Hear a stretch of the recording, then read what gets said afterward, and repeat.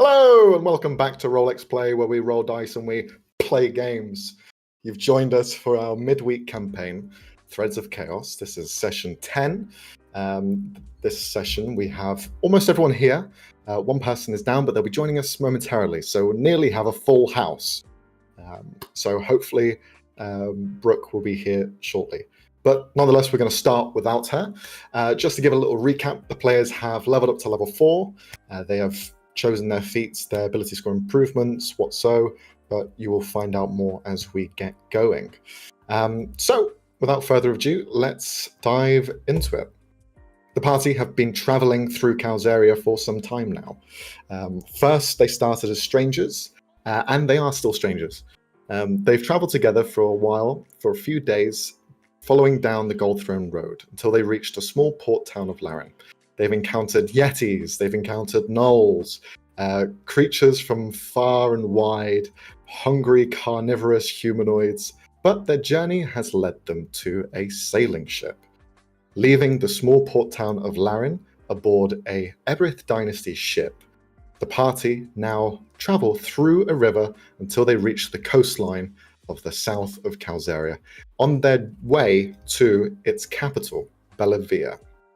The party have about 2 days worth of sailing, so they have some time to either get to know each other a bit more or to just spend some downtime. So we'll just dive into it. It is around 9 o'clock in the evening. It is late. You have just begun to move out from the bottomless lake, a very strange place where the seabed was never existent. It goes as far as the eye can see and then some. But you've left the small port town of Laren, and with the sails unfurled and blowing down the river, you are currently heading in a southerly direction to leave the main heart of the Eberith Dynasty. But the journey will take a few hours, and you can see that the different crew of the ship, as well as its captain, are currently all on alert, looking out down on the sides of the decks, as well as the hull of the ship. You can see that at the very front of the bow, the first mate is currently guiding the captain forward. The captain's at the helm, at the far back of the ship, moving this large wheel, Aarakocra, seagull-looking individual, old and haggard through many years of sailing. He is currently holding at the helm. You see this is no hard feat for him. He's done this before. And the river is quite narrow, so you see there's a reason for all these people to be alert and to guide him forward. The ship is massive. But you guys are left to your own devices as the ship is slowly sailing down the river.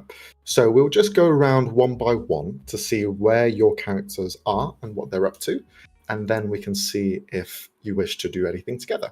So start off with Axon. We go in this order now. This just is the order we go in, below and then to the left. So Ilya, if you can explain or describe to us what Axon is currently up to. Well, after interacting with the dragon, I would say I would just go around and look what the crew is doing. Okay. Can you roll a perception check for me as you are looking around the ship, seeing how everyone is operating? Good start. Okay. You see that half the crew members are asleep and half the crew members are awake. Those that are awake are manning the entire movement of this ship like ants. You see them just running around, standing on watch and just shouting commands down the line for the captain to then hear them. The other half normally sleep. However, whispers have begun to spread of a competition that will be taking place this evening. You can see that in the center of the deck, on the top level, next to where this large mortar cannon, which is embedded into the very top of the ship, you can see that there is a gathering of a few people there. You see some of them are beginning to almost stretch and practice some sort of dance moves, whilst other ones are kind of adjusting their vocal cords. You hear me, me, me, me, me, me, me, me, me, me, me, me. You hear them just beginning to almost practice for some sort of talent show. All right, I forgot that I spread the rumor. Yeah, you started this rumor. Oh well. I will just smile and look at those who are practicing, while looking more and like look where if any anyone needs some help with you know operating the ship. Okay. You can see at the front of the ship the first mate, Regs. He is currently kind of guiding the ship forward, and you see he does have some sort of spyglass in his hand that he's using and looking through to see further down the river. At some points, you see the ship slow down, and a couple of the sailors do get off the ship and begin to move their way in that direction. He kind of like gestures in your direction. Hey, do you have any sort of special abilities, spell casting or something? Yeah, you can say that, and I also quite fond of the my card skills. Okay, well, I don't really need that. That might come in handy later, in some off time, play some cards. But there's some growth down the river. Some of my men are trying to remove it, but they don't possess any magic on them. Can you give them a hand and maybe, I don't know, can you shoot fire or something? With fire. Well, unfortunately not. Okay, well, that's fine. I'll just get some of the alchemist oil and I'll see if that works. No problem. Thank you anyway. But I can help your men with other, help them work more efficient. okay, how so? Well, by conversing with the spirits and of the nature, and they might assist you in some way or another. Maybe make it less or not so hard, to remove this stuff. And the water, the flow, the natural flow might assist you with clearing it. You see, he kind of like stares in your direction with a slight side-eye look. Okay, well, You know calling the that spirits. the spirits are everywhere, right? Even in Yeah, this ship. I know this land, and he gestures around to this barren wasteland. This is filled with spirits. So call upon them, and hopefully those that seek life don't appear. Well, I mean, you can ask them nicely, and they shouldn't, pose any threat to the living. Okay, well, look, come with me, and we'll see what we can do then. Sure. He begins to lead you down and follow the rest of these crewmen who have shovels in hand. Some have pickaxes, and you can see part of the embankment in this river has collapsed, and they are currently shoveling as much as they can out of the way. But it's mostly clay. Some of it's hardened material that's just rolled over into its space. All right, men. One of our guests on board is going to liven up your spirits a little bit. So just let him do his thing. He's going to contact your ancestors, and they're going to guide you and give you some strength. Yeah, it was quite a slight misunderstanding, but all right, I will do my best. All of them begin to look over to you. Okay, sir. So you're going to call my grandma, or? No, it was actually the misunderstanding. But if anything or supernatural appears or happened right now or after a bit after I perform some rituals, don't be scared, and everything is normal. You will or you need to be scared if I tell you, if something will get out of hand. And raises their hand. All right. Yes. You can just interrupt me if you want to ask something. I've seen a ghost before. It reached into my heart and took 20 years of my life. Is this going to happen again? I don't have many to spare. Quite a good question, but I will not go into details.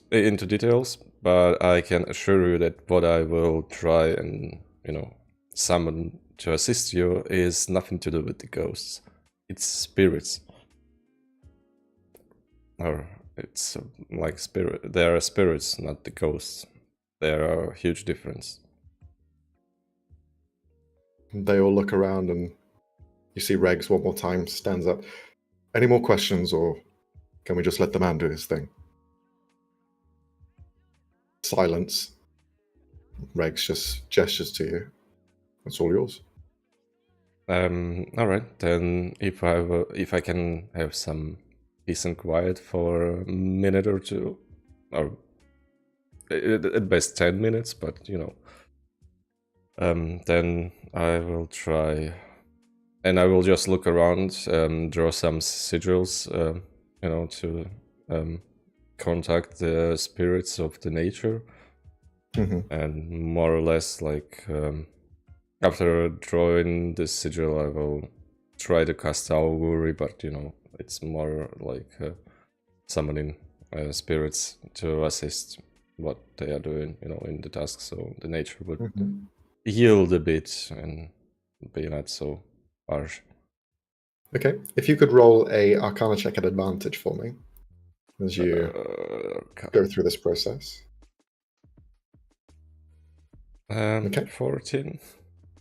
You do the right. You see a couple of them just kind of like standing there. One of them's leaning against a shovel.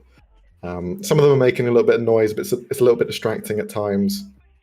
But you complete the rite, and as you let out these words into nature itself, you feel in tune with the surroundings. For a moment, you see a flash of the past. The ground, the entire surroundings, luscious, bountiful, large trees rising up like red oak trees. Nature is around every corner, and it flourishes. But then you feel a heat, a heavy warmth, followed by a sickly cold. You can roll a religion check to see if you can ascertain what that is. Alright. I'm not quite good at religion. Yeah, it's 8. It's some sort of entity that is creating this aura, and in that flash it disappears and you see the barren wastes once again. But as you are casting this spell, you begin to see movement, and one of the guards, one of the crew members, whoa, fuck. They move back a little bit as their shovel moves by itself. And you can see it doesn't move by someone's hand, but rather what it was poked into. You see this almost like clay-looking baby of sorts just rise up from underneath the shovel, which is embedded in the side of its head. And it just begins to walk over to the rubble. You begin to see more of these elementals of the land begin to rise up as they begin to pull away parts of it. Even the bits that were in the way of the river, you see those even turn into forms that move. Not all of them are humanoids. Some are a bit monstrous and don't really have a shape or form. But you see all of these bits of movement shift away from the river as they begin to pull themselves free, and the river begins to run at a quicker pace. Some of the crew members, they rush over and just try and help as best they can. Regs, who was watching this, okay, interesting. Noted. As I said, the spirits are everywhere, and They were kind enough to help us. Though I would admit there was some cold sensation, so I was scared for a moment that someone else answered the call, though. Well, when you reach out in places like this that have seen so much war, and many of it, some things try to answer back. So it's good it didn't show its ugly face. Yeah, that's true. But the war, this land was, or I mean, this area was scourged by the war at some time. Oh, Yeah. I'm not quite aware of the history, and so do you enlighten me a bit? This place has seen many different conflicts. One which destroyed most of it was during the rise of the devils. Fiend's pit. Creatures from the Nine Hells crawled out and wreaked havoc over the world. They found their way crawling out from the ground, but Fiend's pit was where the large chunk of them came from.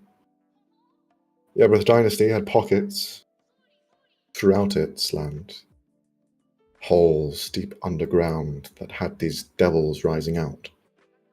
And even when these fiends were pushed back into that hole, some still remained. Some still are here. That's one of the many wars that took place here. But there's been Are they still posing a threat to this realm, the Finns, I mean? Or they are laying low without any, occurrences or seeings? They are seen on occasion, just like any other monstrosity in this world. They find their way in somehow. But here more so, devils, than anywhere else. It's a breeding spot. Perhaps it's something that lies in this land. I've heard of places that are tethered to other realms. Perhaps we are just unlucky to have one seat in the Nine Hells. Well, yeah, you're right. Actually, there are places. I came from one, but all right, yeah, it's kind of curious if we will stumble upon that connection, or I mean, the place which connected to Nine Hells. Though There is another story, fable, I guess you could call it. I like those. The Nine Hells. Do you know? Have you ever heard of the 10th Hell? You mean lair? Yes. The 10th layer of Hell. Oh, no. Well, the stories say that the most fiendish of creatures hide in the 10th layer of Hell, squashed below everything else. Only the smallest can crawl out of its hole, and that's how they end up at the very top layers and escape. They call it a ladder. 9 ladders of hell. The 10th is the beginning. Or the end. Could be the end. Perhaps because it'll be the end of all of us. If you climb the ladder, if you make a run step, you fall right to the end, so it's quite possible. But oh yeah, that's a good story. I like those, though I think we would never visit that Nine Hells. So you'd hope not to. Although I hear the first layer is okay.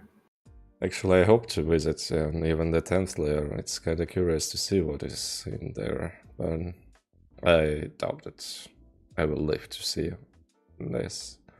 But returning to our stuff or business here, don't forget to thank the spirits. They deserve this for the work, for the good work. He nods and he looks at the progress that's happened, and you've helped double the speed, which would have taken maybe a couple of hours. Is now only turned into about an hour's of labor. He looks over and acknowledges the hard work. I'll be sure to tell the crew to say their thanks. And just politely bow.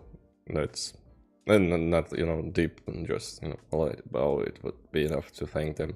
So to say or to show them that you appreciate their help. Is there a turn of phrase that we should use? Not quite, not that I am aware of. Though I say just a gesture of it would be enough. Okay. They just need to feel appreciated. That's it. So they would be not forgotten. I'll share the word. Thank you. I mean, you're welcome. And if you have other issues, then just come find me. I will gladly assist you, or at least try in my possibilities or abilities. Well, a spiritualist is always helpful on a ship. You always hear stories of ghost ships out there, so maybe we'll run into one. Oh, then please do call for me. I'm dying to see one. He nods and just smiles. I know the man. Good. Before I just leave and return to observing the stuff, I will just come to the spirits and just also politely bow and say, thank you for your assistance. And you just walk up to one of these big old piles of mud that is just drooping down as you just look down at it and give a polite bow. It just looks up in your direction, and just gives it back. But you hear the slopping of mud just dropping onto the ground. Yeah, and smiling, I just return. Okay. And then we'll move over to Marie. So, Marie, what's Maycelia up to? It was 9 in the evening. Yes. So it's quite late in the evening. The ship's going slowly down the river, so there isn't really much to see out and about. So it's mainly just the broken plains left barren. So I don't know ships very well, but I think that she would probably be at the place where you do the Titanic pose of the ship. The bow of the ship, yeah. Yeah. With Mushu, because they can see in the dark very well, and because because Mushu's never been on a ship before, it's gonna pretend she knows what the fuck she's saying and be like, that is where you do all of those things to him. You see he's kind of raising his scaly eyebrows as he's nodding his head, looking around, acknowledging everything. Yeah, so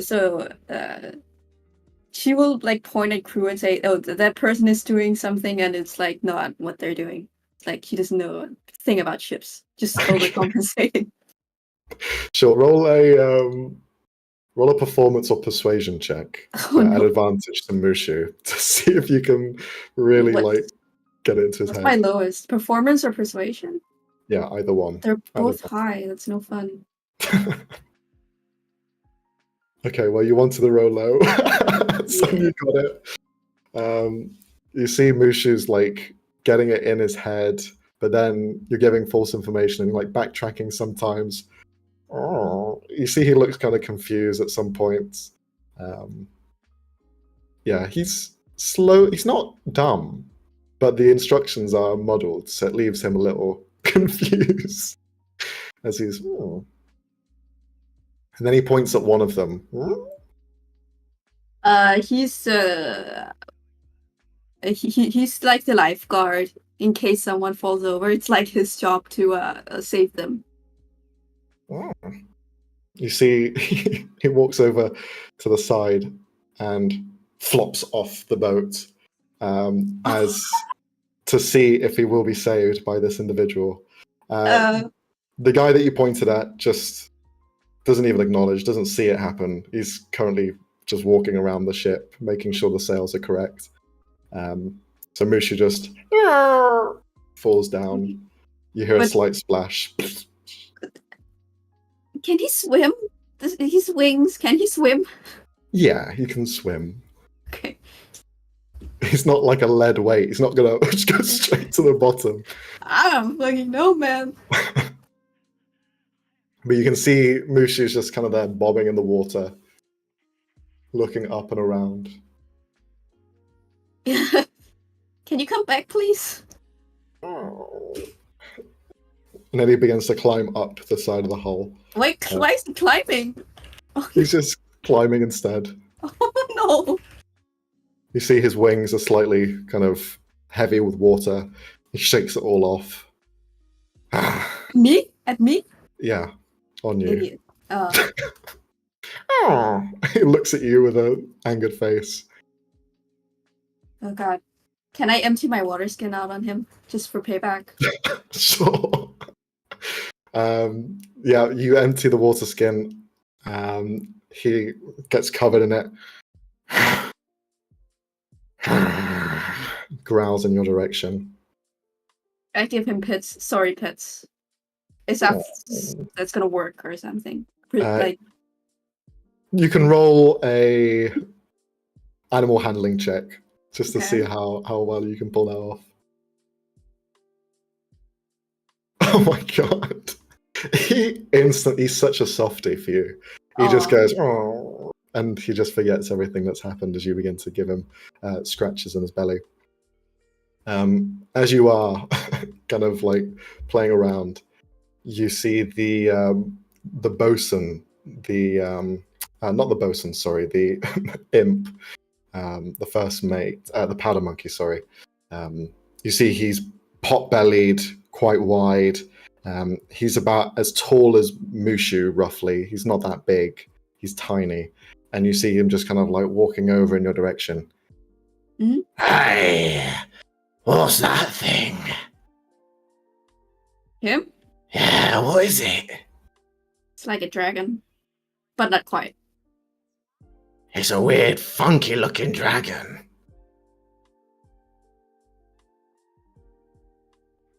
Kinda like it. It's cool. What can he do? Try to stare into his eyes for me. All right. He begins to stare into the eyes of Mushu.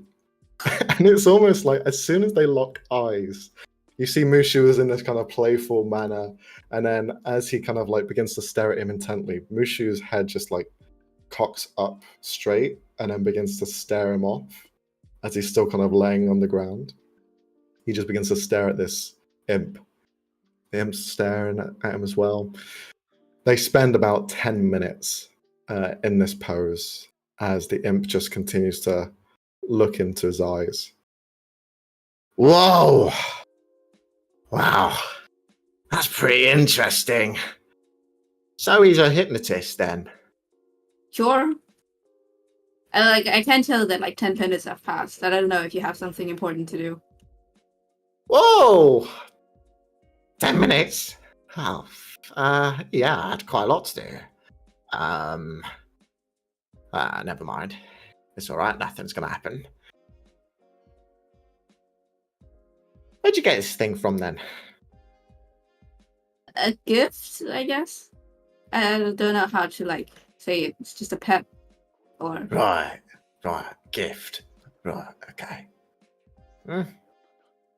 What do I know?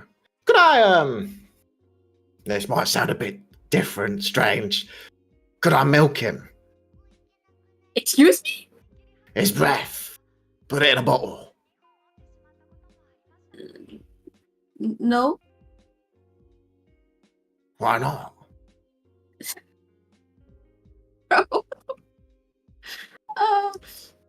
His breath? I don't think there's anything to milk. Well, the dragon's breath is all quite unique. He's not a dragon, he's just very dragon-like. Oh, so what is he, like a lizard with wings? Yeah, I guess. Oh, so he doesn't have a breath. No. Oh, okay. Well, forget I even asked then. Sorry.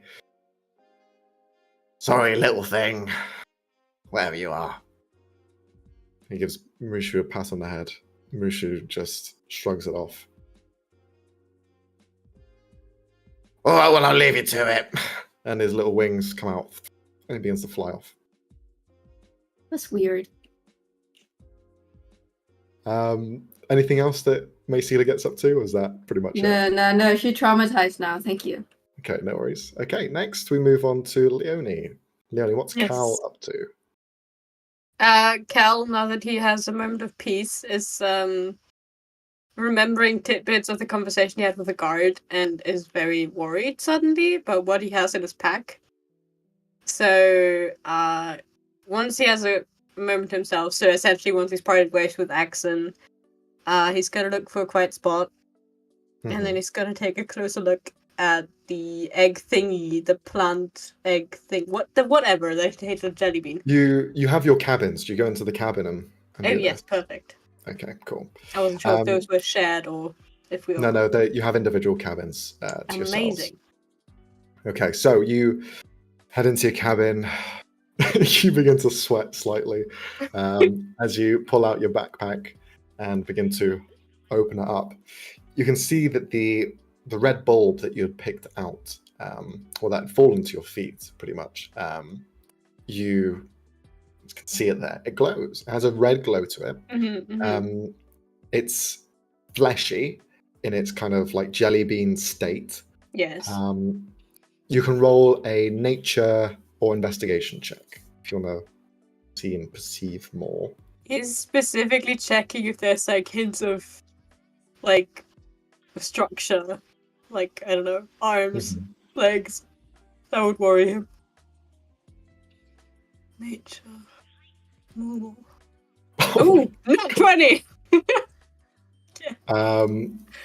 So the outside of this, it's like a shell, a jelly bean shell. You can see it's slightly warm to the touch, but it is it's hard enough that you cannot pierce it easily. You've had it in your bag, it's been jostling around, it's not opened or cracked or anything like that. You place it here and it just kind of warbles back and forth in your hand. You look closely to the interior of it, and it's not fully transparent. It's slightly opaque in the center because it is like a darkened hue of color. And it seems like misty in the way that it was previously like a rosy red glass that you had seen when it was formed. Now it's turned into almost like a heated glass to where you can almost see parts of it, but areas are slightly tinged and darker. Looking towards the very center of it, you can see there is an opaque shape in the dead center. Oh. That's great. Cal's just staring at it and wondering vaguely if he should tell someone about it. But then he realizes that he would definitely get scolded for not mentioning anything sooner. So he's like, it'll be fine. With a natural 20, this single bean in the center, you see almost like something spread out from the sides and then close again.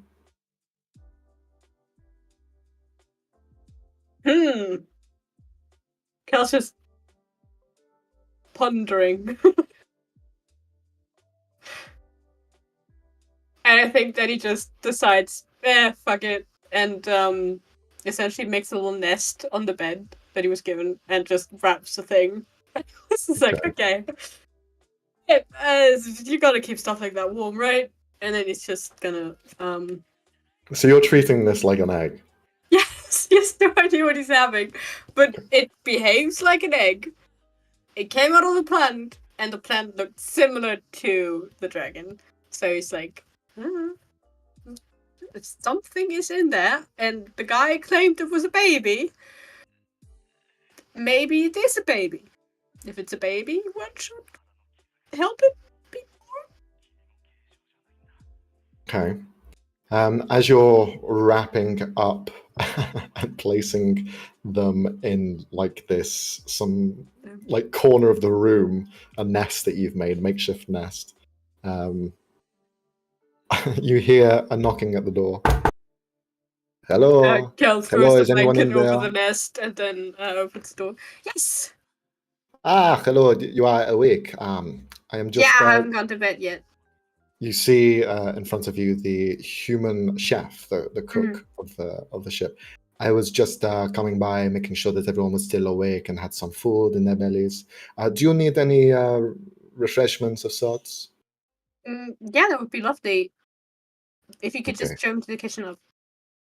I'm rather self-sufficient. So just Of course, yeah, you can join me in the kitchen. That's fine. perfect. Okay. Because like your captain said that we were supposed to make ourselves useful, and I have some variation of cooking skills, so maybe I can help out in that way. And if not, then I'll just wash dishes. I'm good at washing dishes. As soon as you comment on being a chef, you I see did not he, say that.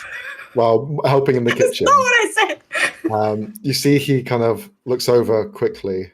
Ah, so you are quite a proficient person with the knives and forks, yes? No,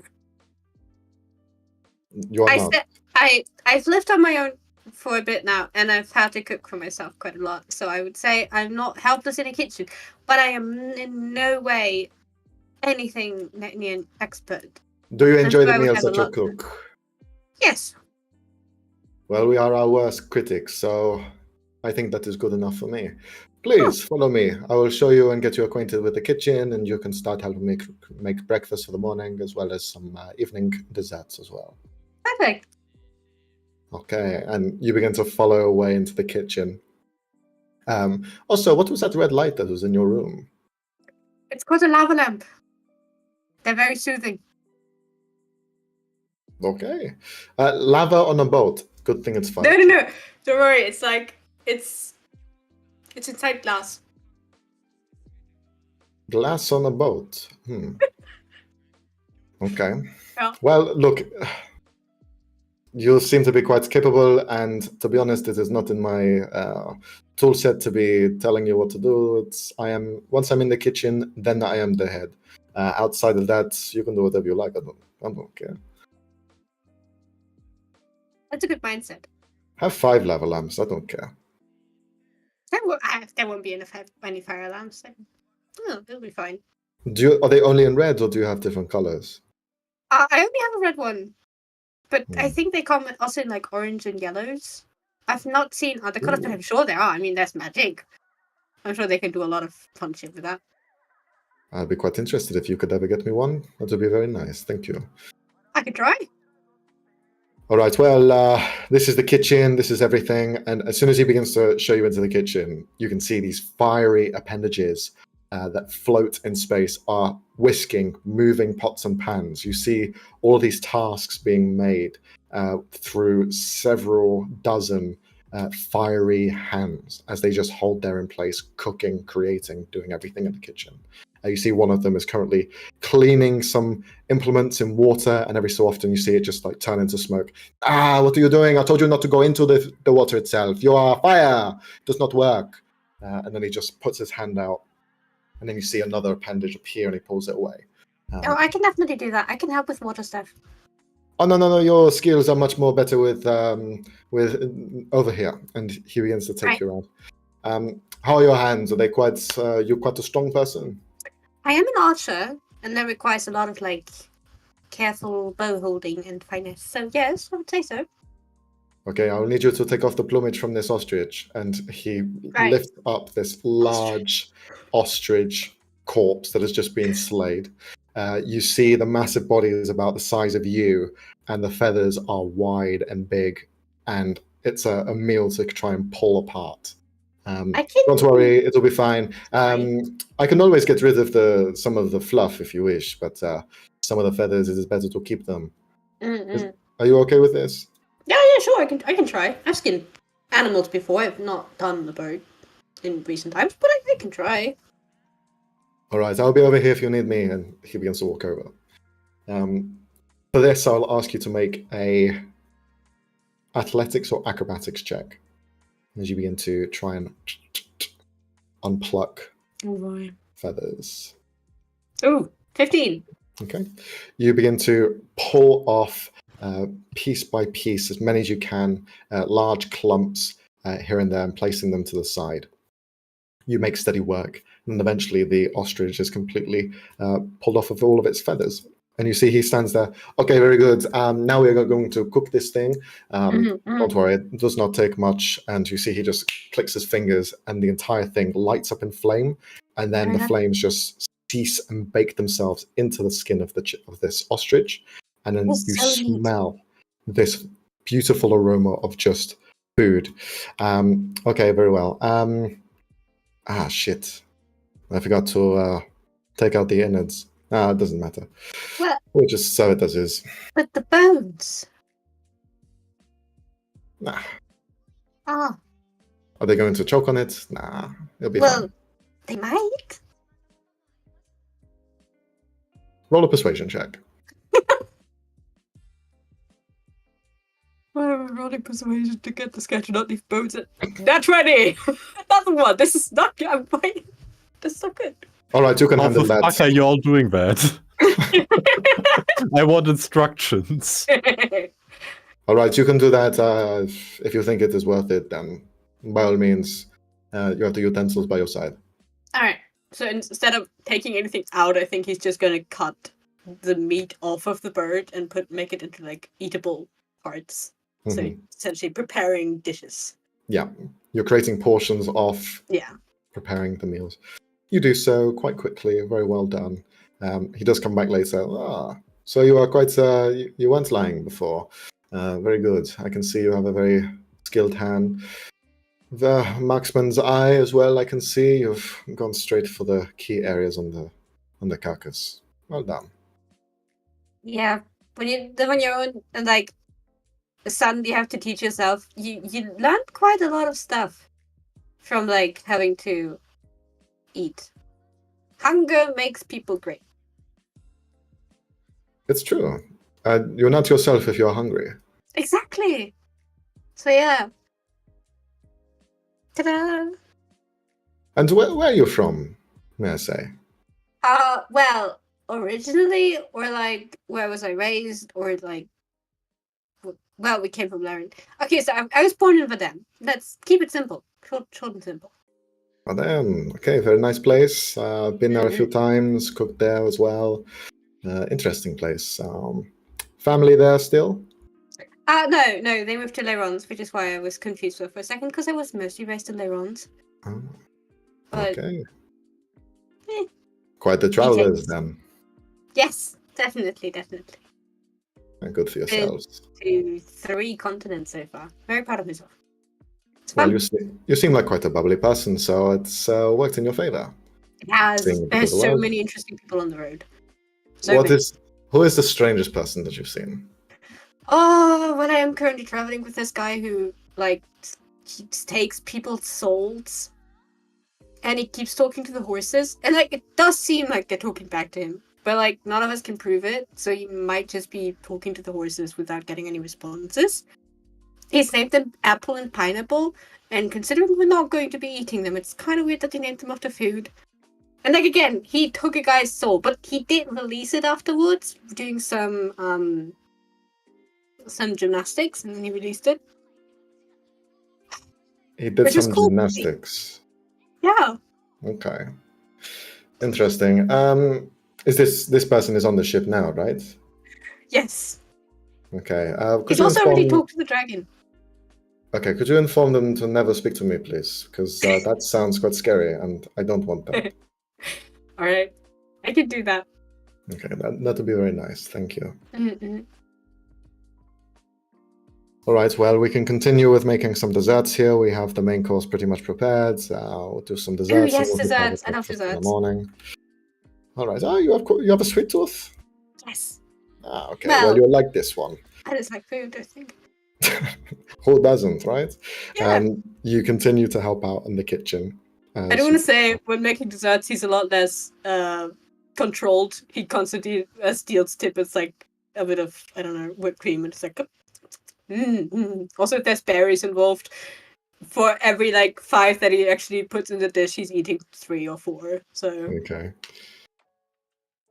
So you're just kind of helping yourself every so often. Yes. Sweet tooth is too much. Yeah. Okay.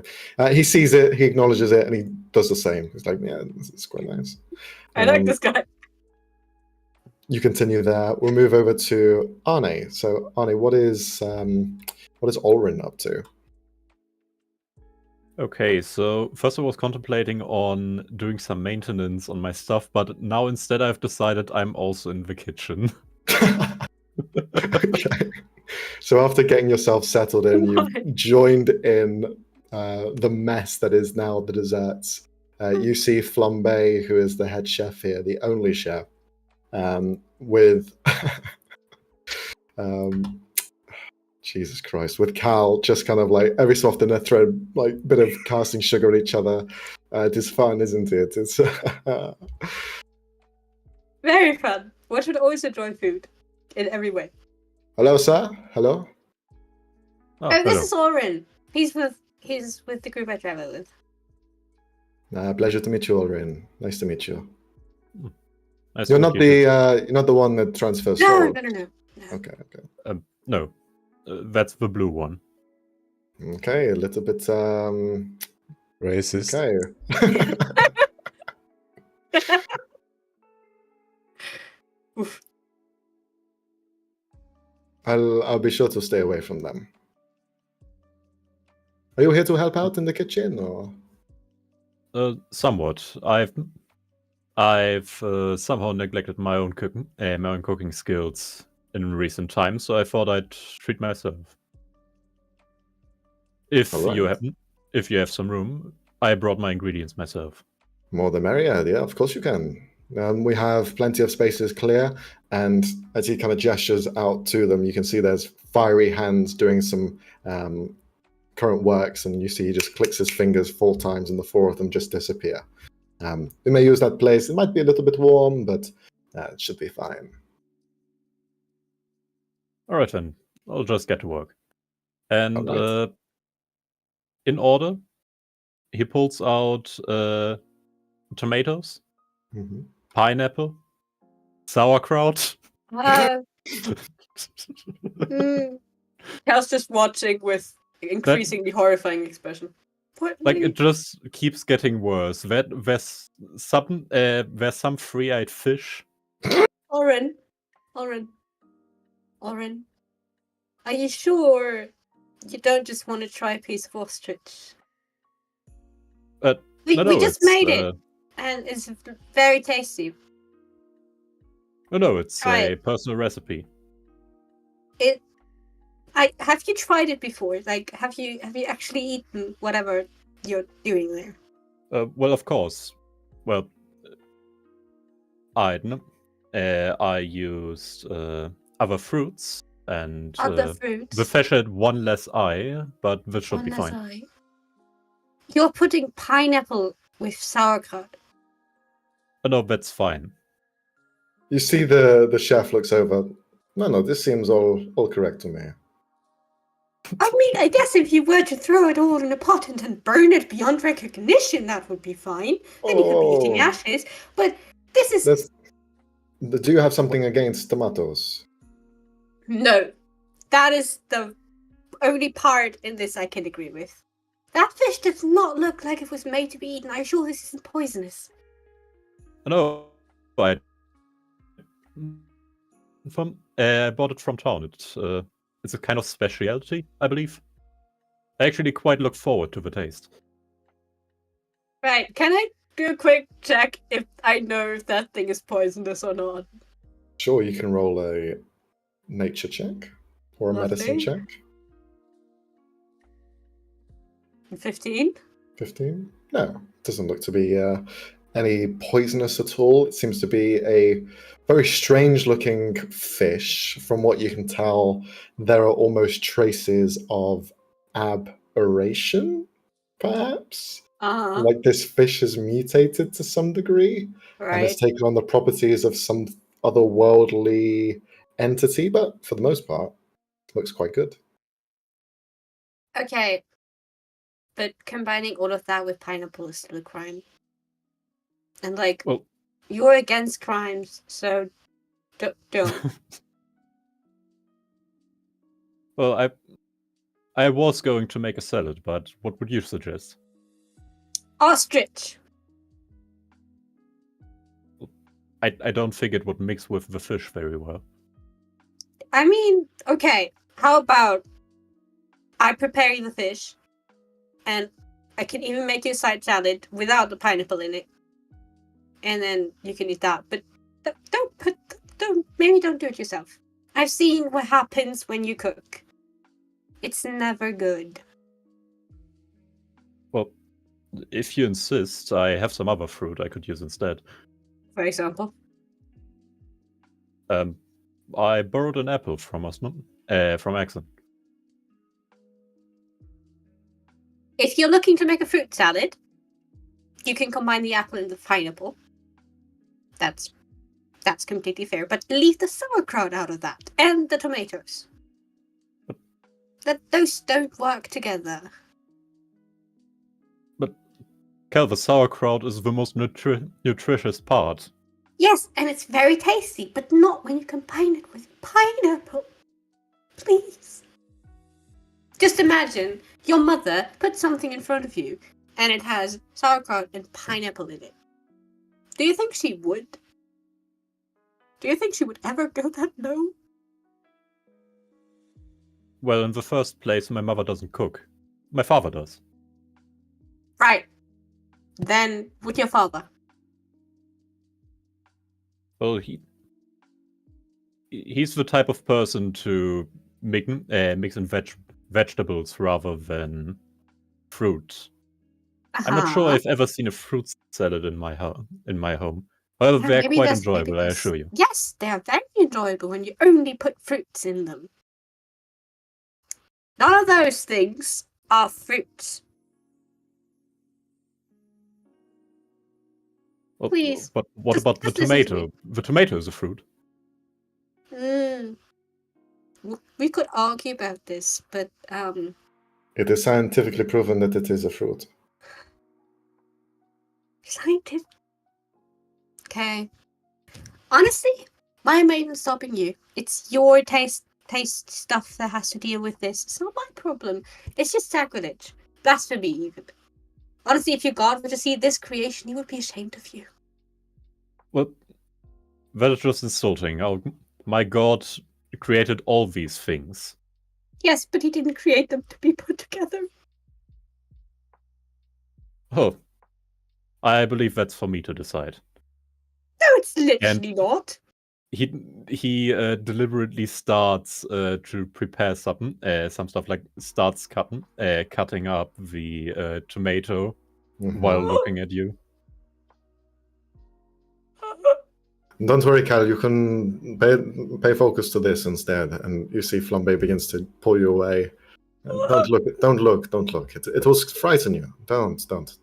This is what he wants to do. Just let him do his thing. Alright. Sure. How did you survive on the road before we met? How? Well, I don't know what you mean. While he, after mixing up the ingredients, pulls out the entire thing, puts them in a pan, and starts frying them. Puts in a little bit of wine. You're frying pineapples with wine. You're frying pineapples. Well, in cooking, one has to experiment every now and then. Sweet Lord above. This is too much for me. Okay. I promised the captain I wouldn't be doing drugs on this boat, but you're pushing it a lot. Right.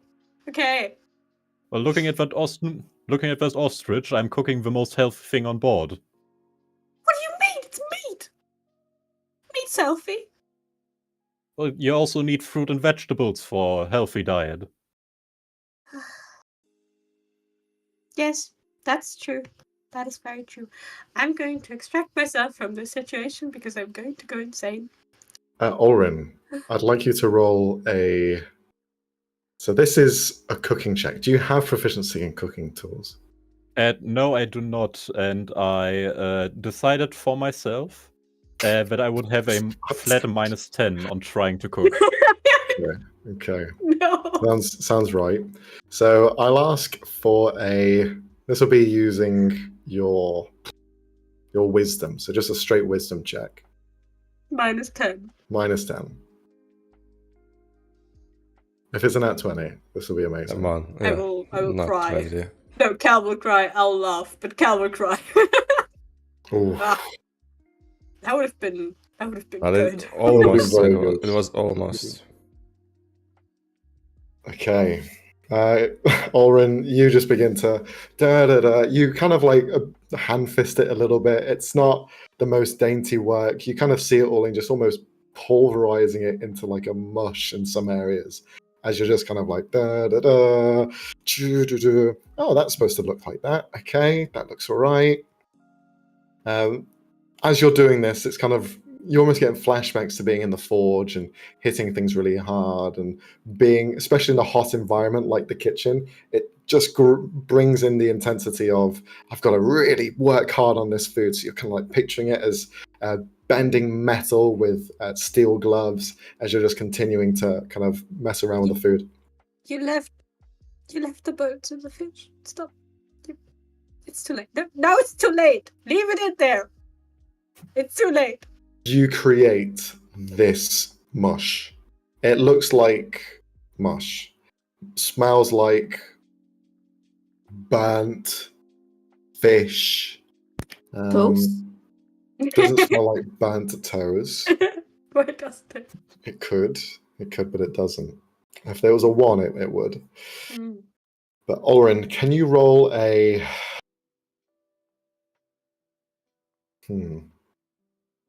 I want to say an understanding check to know that this is bad. So this will be like an investigation check to see if you can understand that the food is of caliber or not. Investigation. Okay, this is what food's supposed to be. You've heard about like people making smoothies and like juicing. This is the next big thing.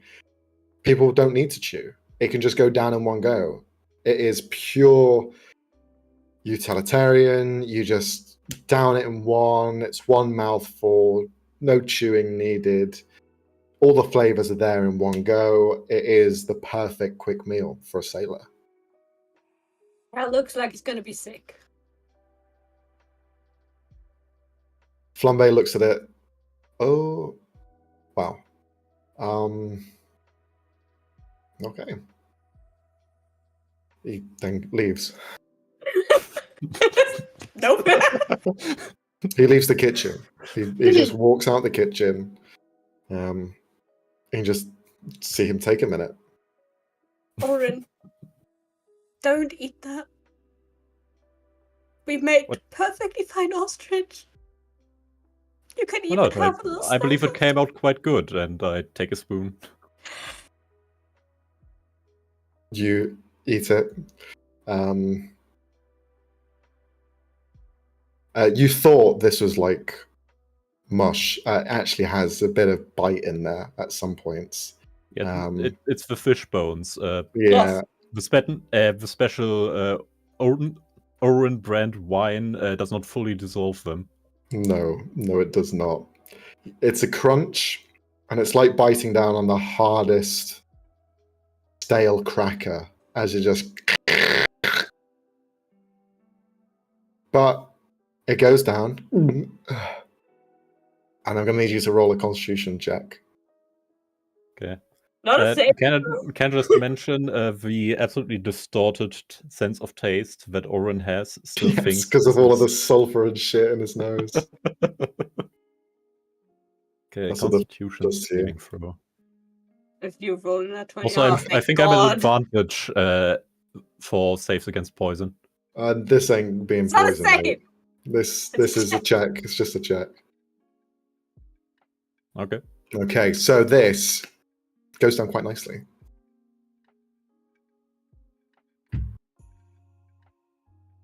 Are you still going to say anything else? No, goes down nicely. Yeah, but it might cost you something like later. Oh yeah. Flash forward 2 hours, you're gonna be on the toilet for fucking hours, mate. Coming out every orifice you can imagine. Oh, But for now, pretty good. You don't know what's to come. don't, I think it don't came take out quite well. A taste? Don't And take it. No. I hope you away spoon. from that. You're pretty Stay away. sure the fish is still looking at you. Oh, please keep that away. You see Flambe pop his head in for a moment. Has he thrown it in the bin yet? No, he ate it. Oh, he faints. He faints on the ground.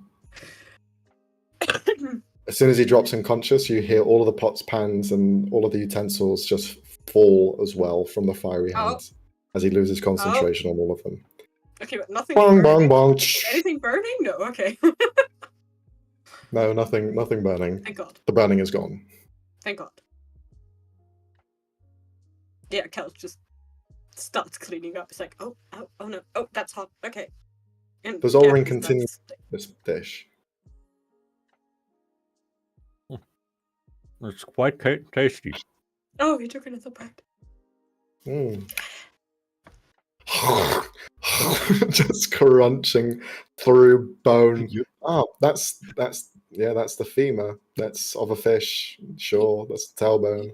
You Nice. never ever get to tell me about my choices again. I think I make amazing life choices, you know. Just great life choices. Okay, so as this is going on, a few hours pass on the ship, and at some point you all begin to reunite on the top deck. Slowly but surely, you'll find yourselves back together again as the ship is just about leaving the river now. You've made it almost to the coastline. There's been a few other stops here and there, but you have gradually made your way just to where you can see the very dark horizon. There is a large spotlight at the bow of the ship that is being illuminated through candlelight and several lenses and focuses. And that has been shining forward and kind of guiding your way, spotting any dangers on this path. But you begin to smell the sea breeze coming over the wooden ship. A lot of the sailors, because they've been stuck in the bottomless lake for however knows long, you can see as soon as they all smell that salty air, they all rush up to the forward of the bow, and you see them just with smiles across their faces. The captain, Admiral Whimsy, at the helm, just kind of looks over and just gives a slight smile as well, seeing that horizon once more. But you begin to leave, and you are now on the open seas. It is around 10 o'clock at night as the evening is coming into night, and now that you are out on the seas, you see some of the sailors and whatnot, the deckhands, they begin to leave and go into the cabins to sleep and rest for the night shift. But in the meantime, you see some more lights have begun to illuminate. Usually it gets darker during this time, so you can see clearer at night. Small little candle lights here and there, but there is more lights in the very center of the ship. As you can see, a gathering of the sailors and deckhands have begun to circle what looks like a very well kitted out talent show. You see 3 people have brought over stools and tables, and they are currently sat there. You see they all look with a kind of an air of authority to them, although they are just the regular sailors of this ship. None of them hold any real titles, just deckhands. You see they all kind of look quite serious. They begin to like whisper into each other's ears. You can see there's like rows of people getting nervous as they kind of like wipe off anything, kind of do their hair up a little bit, as they all kind of begin to wait for their name to be called up into the center. As someone begins to host this, a deckhand who doesn't hold any titles. Hello and welcome to the Poison Ivy Talent Show. Thank you all for coming. Thank you very much. This is a long-planned event that we've had going. It's been whispered about for a few days now. We do have a big old prize coming up at the very end of this. But first, we are going to go through the several performances that we have here tonight. We have comedians, we have dancers, performers, everything that you can think of, even sock puppets. There's one guy there who doesn't really seem like he knows what he's doing, but he wants to participate either way, so all good to him. Do we have any last minute attendance? Anyone else wish to participate before we close? No. Cal very takes a few steps into the direction, looking like he wants to. Oh, hello. Would you like to participate? I would love to. Is there like a limitation of what one can perform, or do we just one just get to do everything? You can do anything that you like. Anything that you think is going to impress our line of judges. And you see those three people who are sat down. You see they look over in your direction. One of them is wearing some spectacles. The other one has their high-heeled boots on. And they're just leaning against the table, looking very cool, leaning back. The other one looks like he's just like quite nervous, popping down his papers. Okay, then I would love to participate. Okay, anyone else? Any last-minute performers?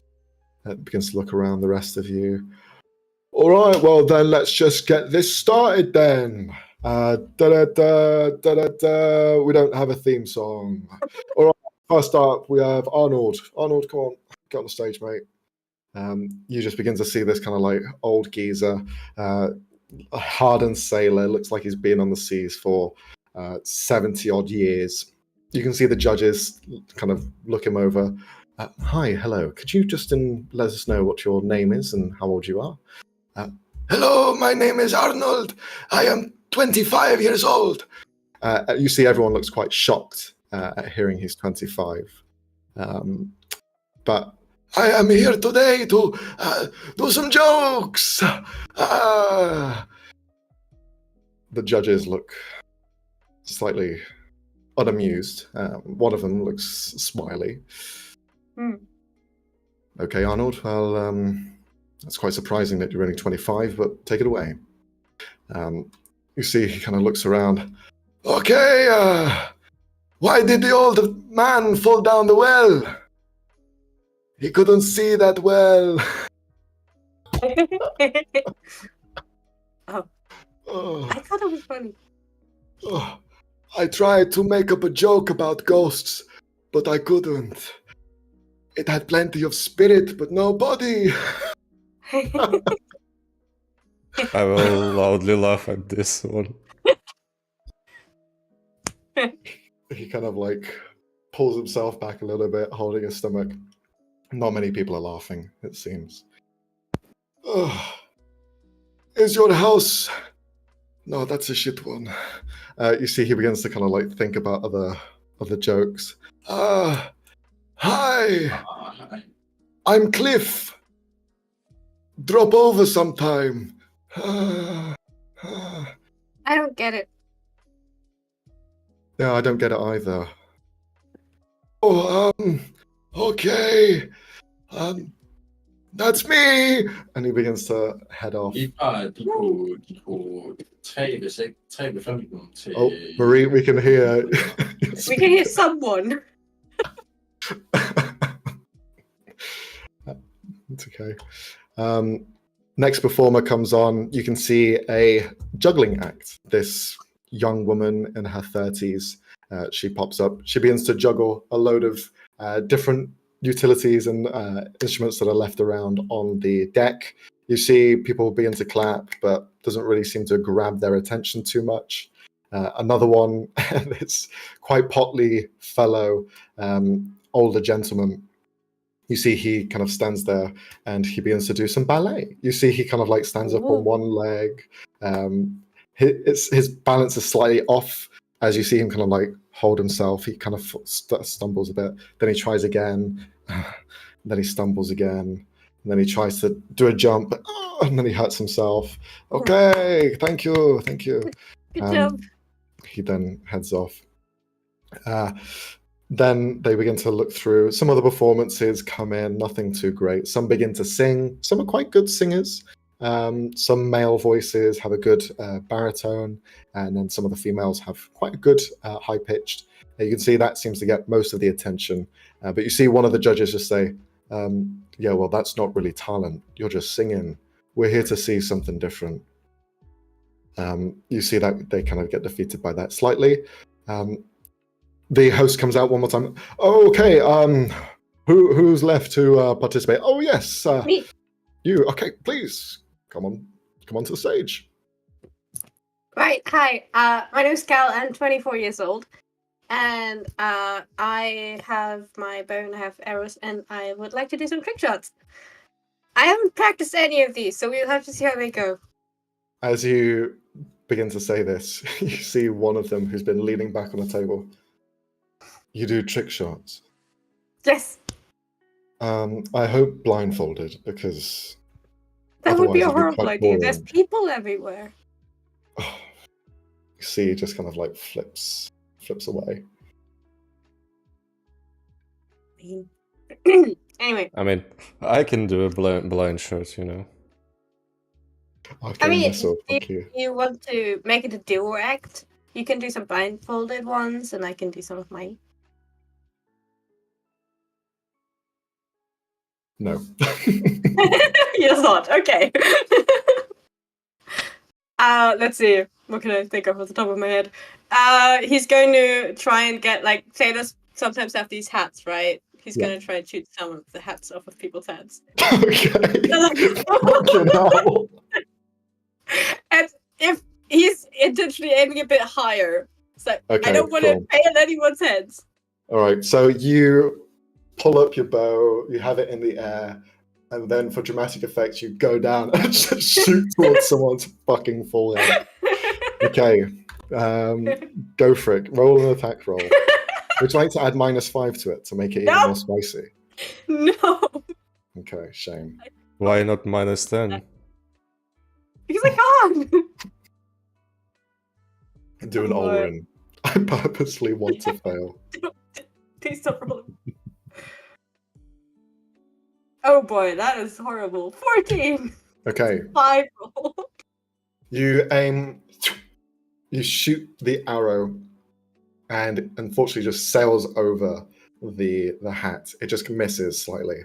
He's gonna pretend that was intentional, and he's gonna send a second arrow, and he's gonna try and like hit the first arrow exactly in flight. Okay, roll a performance check to see if you can get away with that first. Oh, I don't have great. I have 0 in performance. 2. Okay, well, you try and sell it as best as you can. Fire the shot. Well, that was intentional. So So watch where this you're now next one shooting goes. a flying arrow. So you're going to try and shoot the arrow faster than you did the previous arrow.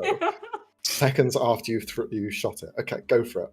Just because, for the hell of it, he's going to shift, and he's going to add the D4 to that. Okay. So you watch as this guy goes, "Oh my god!" He kind of turns around, looking. The arrows just sailed over his head. 90. Okay. You fire I'm the not second amazing. shot. It flies over his head, and everyone begins to like watch that first arrow sail into the darkness beyond. You fire the second one. This time, you hit the hat of the person, and I'm going to need you to roll a d100 for me. Uh-oh. Lower the better. Okay. 26. You shoot the hat off of his head. The hat stays on the arrow, and you see the arrow lob itself forward and miraculously hits the other arrow mid-air. And you just watch as the hat bloom, goes into the water. Oh, my hat. You hear everyone else just begin to clap. I can replace that. Don't worry. Super intentional. The skeptical judge looks over in the direction. Now, was that really planned? Well, again, I didn't prepare any of this, so no. But it worked. Okay. Roll a persuasion check this time. You Okay. failed the performance check before. Now you've I come very back. intensely failed it. Yeah, like very intensely. A 15. You watch as everyone goes, I believe him! I believe him! That can't be just in the moment. That has to be real. As they begin to like clap and kind of celebrate. You see the other judge with the papers just kind of looks over. I think that was all correct. I think that was a very well executed plan. You hit the arrow, you hit the hat at the same time. Unfortunately, the gentleman's hat is now gone, but it doesn't really matter. I can replace that. How much was the hat? I can reimburse you that. Can Well, I Very send Mushu down and get the hat because he can Sure, fly? you can, yeah. I'll get it. I'll send Mushu down.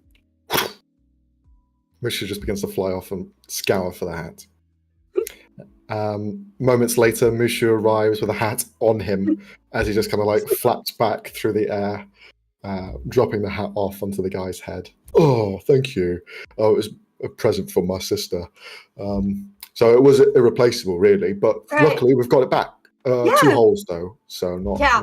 Not... Does anyone have this? Like, I think there's this mini spell that like fixes stuff. Someone once fixed my bow with that. Does anyone have that? Everyone shakes their No. heads simultaneously. Okay.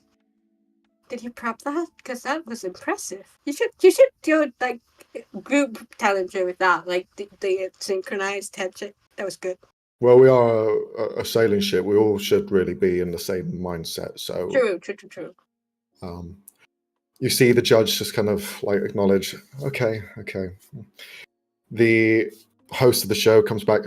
All right, well, thank you very much. Thank you very much for showing us that little display. All right, the judges are now going to have a little talk amongst themselves, and they're going to come up with the verdict of who the winner is tonight. So please just wait just like 2 minutes. I don't know. Then just talking. So just wait there. He runs over, begins to talk, and whisper to the others. Okay, yeah. Yeah, while All they right. do that, Yeah, go I'm for just it. checking. I'm just chatting to the old guy who made the bad jokes. Like, I thought you were really funny. Oh, was I? Yes. Oh, thank you. Would you like another one? Mhm. Okay, let me think. I was making a joke about retirement. It did not work. Clever. I like that. That's a good one. Mm-hmm. Hopefully I make tomorrow. I thought you were only 25. Mhm. Huh. He nods. Okay. Okay. Oren, you want to do something? yeah, I want to cast Mending on the head. Okay, Oh, cool. Yeah. Do you do it subtly or do you tell him? You gave me like half a second to react.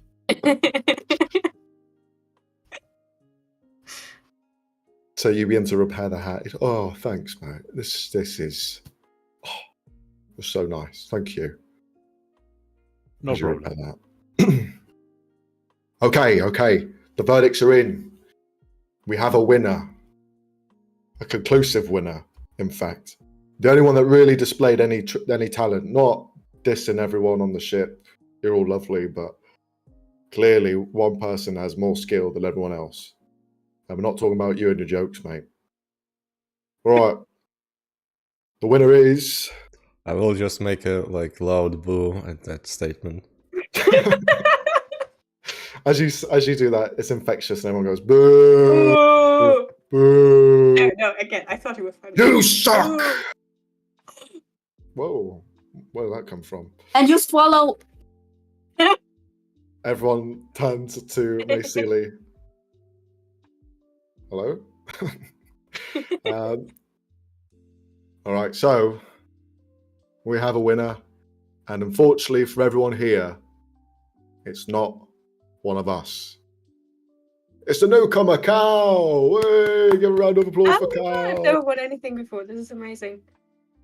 All right, well, please, Cal, if you could, come to the stage and we'll give you your prize. I'm excited. Look, I'll be honest, I don't know where the prize came from. I don't even know who really organised this sort of event, but there was a prize. So, yeah, he pulls out this small box and he opens it up, and you see a ring inside. Oh. You see a bronze ring with a red stud at the top. He hands it over. Don't know where it came from, I'll be honest. Just it's your prize. That's really Congratulations. pretty. Thank you. Yeah. And he takes it and immediately puts it on Mhm. on the next to his ring. And he goes, Yeah. "Yeah, that is gorgeous. I love it. Thank you." You're very welcome. Thank you for showing some initiative and making a performance. All right. I think we all need to get back to work. Otherwise, Captain's not going to be too happy. This yeah. entire time, Admiral Whimsy has just been arms behind his back, leaning slightly forward and just watching the entire thing. And they all begin to scatter. So, Cal, you've got a new ring. Congratulations. As everyone leaves and heads to their own places, Skeleton Crew begins to navigate the ship. You guys have an evening to yourselves. You can see Tuco, Kognar, the two allies that came with you, are also on the deck, moving around, doing their own thing. But yeah, what would you like to do? Would you like to just rest for the evening, or do you have any nightly plans? If not, we can just move on. Okay. I'm gonna go annoy Cal because I have to take measurements for the cloak. Okay. You begin Yeah, to Cal's take measurements. Where do you take the measurements? Where do you take the Probably in his measurements? room or something. In his room? Okay. Roll a perception check as you enter his room. It's not well hidden and it glows. I mean, he can roll a 1. What am I? It's Arne. He could roll a 1. He could roll a 1. I can roll 3 at once. It is known. This is known. Also, I do want to say, as soon as Calvin has said he intends to go to his room, he would make him suspicious by arguing against that. So he would be like, "Now we can go to your room," and then Yeah. Well, I wanted to help I him. insist. Specifically because there's probably drugs hidden or something. No, I promised the captain that. Also, why would I hide drugs in my room? I have them on my person. They could get stolen. Do you know how valuable this stuff is? You head into Cal's room, and Cal carries a load of random shit with him, and you can see a lot of that's been piled up in the corner. He hasn't really places things in an orderly fashion. Everything's just clumped in one space. The So shoe is it's- sitting on top of the pile Yeah, with the plant in it. The shoe is just boop at the very top. your focus is more on the plant than anything else. As you see, it looks like it's slightly grown since you've last seen it. This man-eater plant has slightly kind of grown its bulb head out, and you can just see like a little stem and a bulb there. Oh, look at the baby! Already, look at the baby! Oh. It's grown! It is getting bigger. Yes! Oh, and I doubted for sure. How dare you doubt the shoe? It's a finely made craftsman's pride and joy. How dare you doubt it? Feel good. Well, anyway, if you would hold this between your two hands. Yes. Okay, you begin to take measurements, get all of the details that you need to then create the cloak after the fact. Easily done. Yep. Can I roll a crafting check as I get to work on that? Of course you can. Okay. As a part of the skill. I can't believe you missed the giant glowing thing on my bed. I can't either. I didn't roll a 1, I rolled a 2.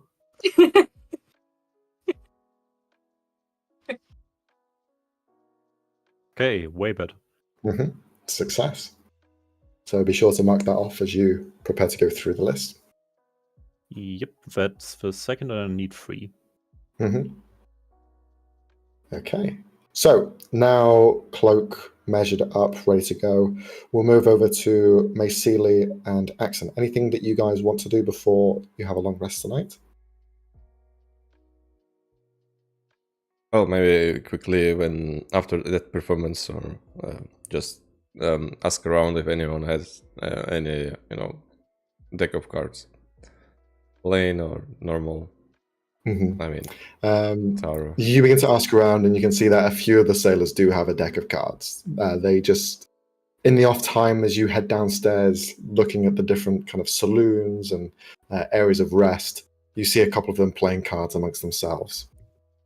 Oh, if they're playing, I will just join them. Okay. You begin to get surrounded by 4 other sailors who are currently just like playing cards, dishing them out. Are you familiar with this game, Three-Tied Man? Have you played this one before? No, but I'm a quick learner. Okay. It's not too difficult. They begin to explain the rules, and it's fairly straightforward. You begin to play and just kind of pass the cards around in a clockwise fashion. Anything else that you want to do during this time, or are you just going to play some games? Yeah, I will just play some card games, and I will try to get accustomed and to the to put some magic through the cards and make them appear as other to cheat a bit, but not so to win or to earn some games. More like Sure. illusions and Yeah, you begin to master your craft at displaying other imagery against these cards. At some points, as you kind of like begin to reveal them, one of the guys kind of like questions it and just says, "Hey, wait a minute, I've got that card," and he kind of like shows it up, and then you dissipate the spell, and then you just like show it as what it is. Okay.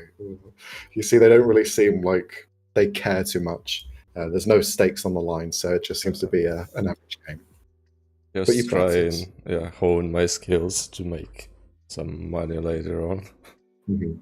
It comes down to more of learning a skill of reading people and to see what they have as well as you. It's playing the odds in a very kind of 5D chess sort of way.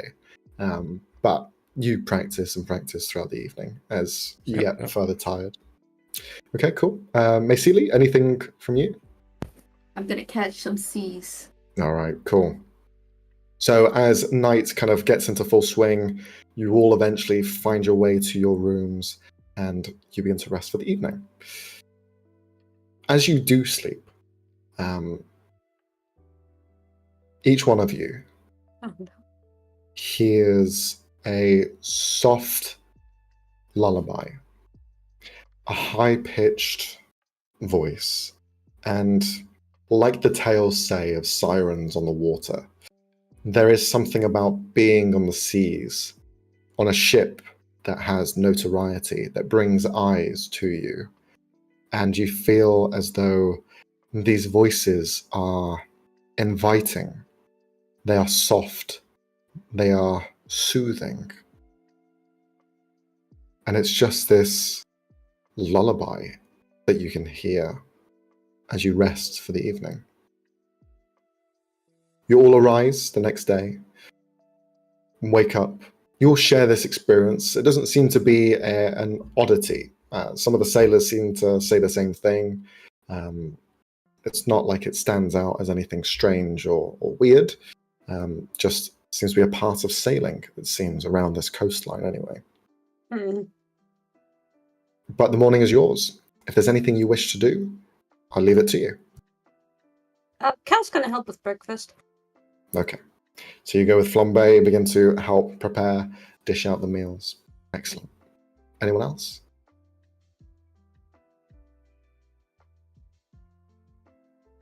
Anna, you're muted if you're trying to talk. Ooh. Again. I love every time you see him just everyone go. always muted.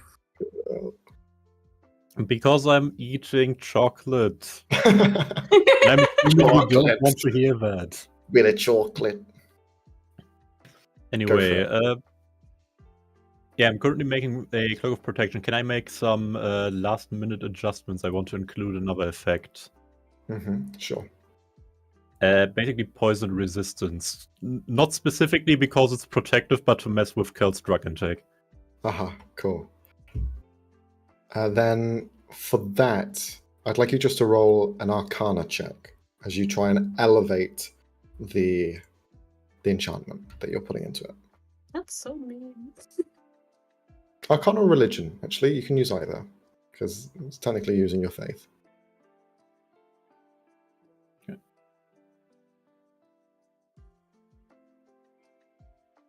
And there you go. Okay.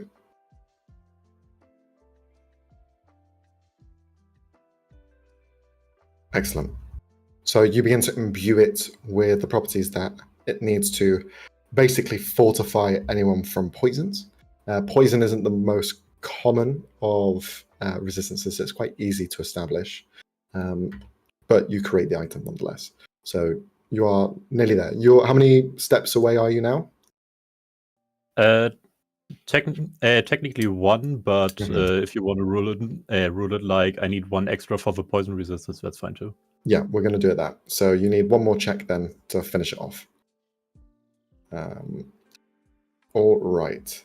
Leonie, I'm just sending you something. Oh, I'm Okay. scared. There you go. What do you mean you're sending me? Hmm. Oh. Okay. That ring was Yeah. cursed. Mhm. Well, he did exclude it. He did not write specifically. It's not cursed. So Okay. Anyone else for today? Any other activities?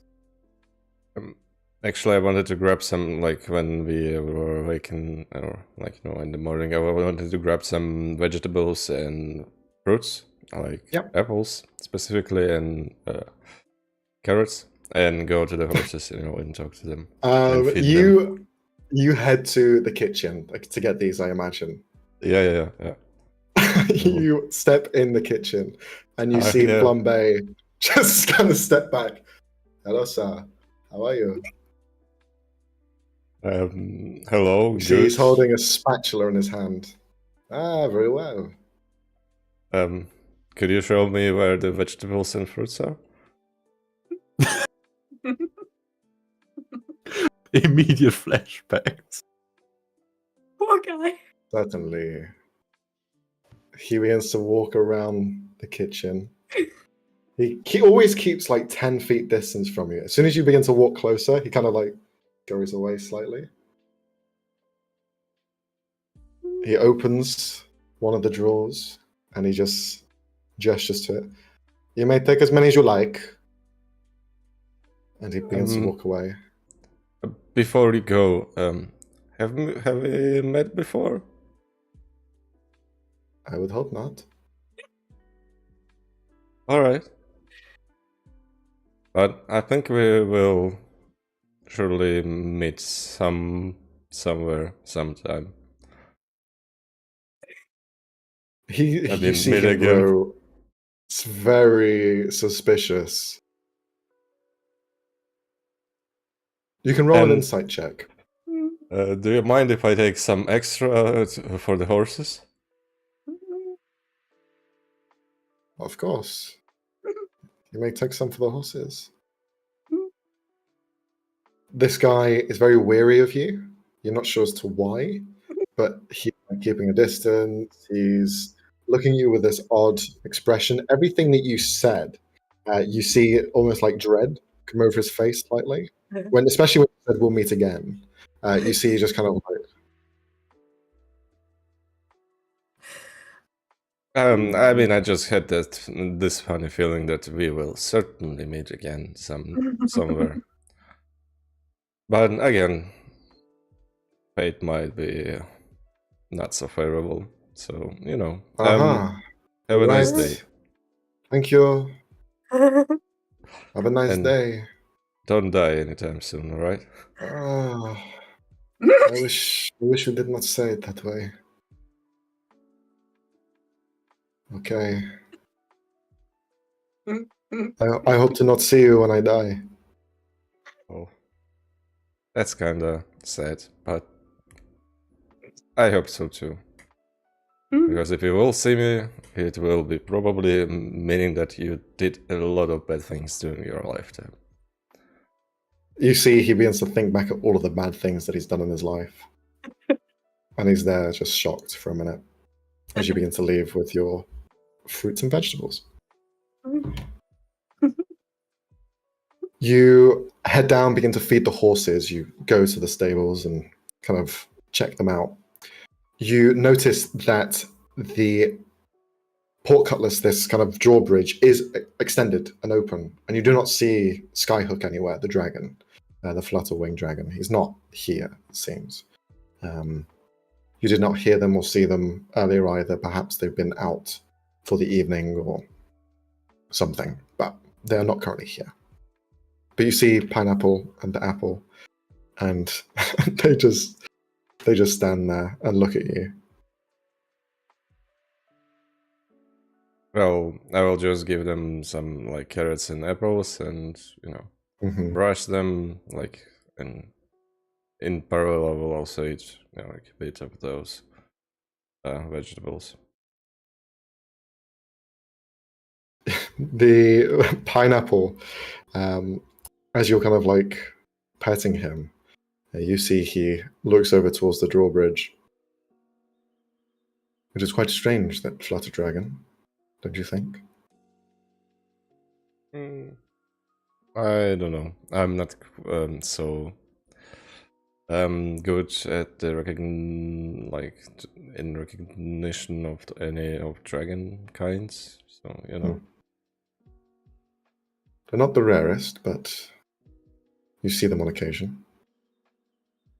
Yeah, I haven't seen any dragons before, so like I read about them, I saw pictures, but never met them in real world. So they pertain to your plane, though, the Feyrealm. That's where they originate. Yeah. How come you've not heard of them before? I mean, yet I, a mere horse, have. You actually ask a good question, though. I heard about them, I read about them, never met, though. Like one of their kinds. But how do you know about them? That's I actually curious. Care to share, or would you like to share? I have my horse secrets. Of course you do. I mean, one day I will get to the bottom of this, don't you worry. A mystery indeed. If you find the answer, let me know. Well, yeah, I will. You are much kinder than our previous owner. I will say that. Although you tease and tantalize me with petting and feeding me, there is a sense of that you care. Very interesting. We are beasts of burden. Why do you care for us? Well, I just appreciate your service. Isn't that so? Is this so odd to you? They say man's best friend is a dog. Do you not wish to have a dog instead? To serve you and love you back? I mean, you do love me back, right? So why do I need a dog? Oh, no, I do not. Oh, come on. I thought we had something between us, I love you. You hear Yes. Apple just say from the side. And I will just pet him and say, yeah, here's good boy. Don't patronize him. I mean, I'm a good boy.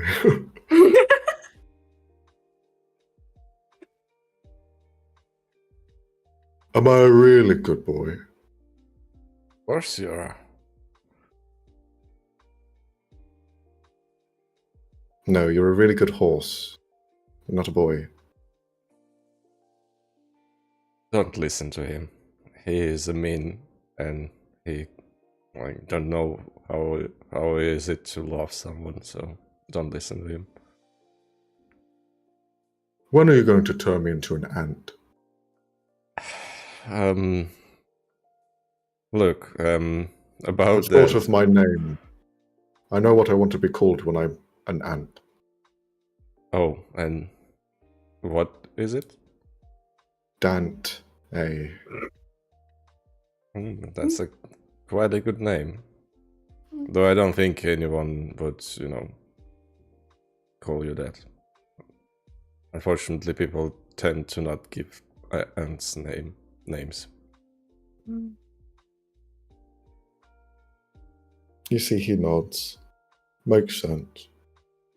Sad though. Everything deserves it. I've named Yeah. this place Dale. Oh. Dale. Dale speaks to us at night. Oh, and what did he tell? Or what did Well, it tell? he goes, whoa, whoa, whoa, whoa, whoa, whoa, whoa. He's talking about the singing at night.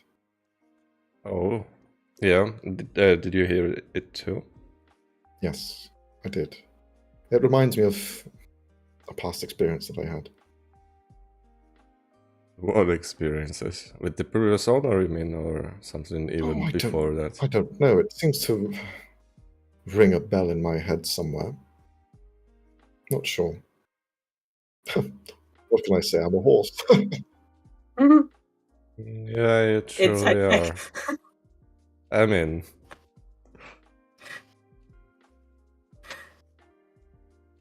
I don't know. well, I've been around a lot of different places, read a lot of horse books, and I just find that this lullaby, it pertains to something, someone specific to history.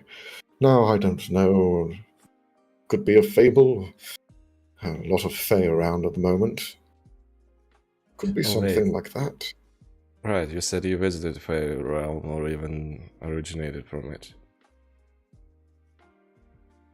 Yeah, then it makes more sense, yeah, that you are quite an intelligent horse, which can read the horse books and even experience a lot of curious stuff. Yes, if you ever need anything translated in Underdark, I'm your man. Horse. I'm your horse. I shouldn't call myself a man. Actually, A lesser yeah, being. You're my man, yeah. Did that horse just insult all of humanoid kind? Yes. Okay. Got it. Okay. Anything else you wish to discuss with them? No, I just, well, feed them, brush them, I don't clean them if they're dirty. They take massive clumps of shit and you have to clean it up. Well, I mean, there are some tools for that, right? Yeah, there are, yeah. Easily done. If not, I can use the prestidigitation. Is that how that spell works? Well, you can clean as well. But that much there? No, okay, sorry. Which is fireball. It will That's take fine. long, but it's doable, Okay. You begin to finish off your proceedings and then kind of be done for the day. Anyone else have any activities for this second day of travel? Cal is probably going to be at the front of the ship, just looking at the sea, being very happy. Mm-hmm. And very happy to involve anyone in conversation that comes too close to him. So he's essentially sometimes distracting other sailors and just making conversation. Sometimes offering help if he sees that as something he has done before, and you're like, oh, I can help. Just roll a perception check as you're looking over the horizon and everything else. Perception.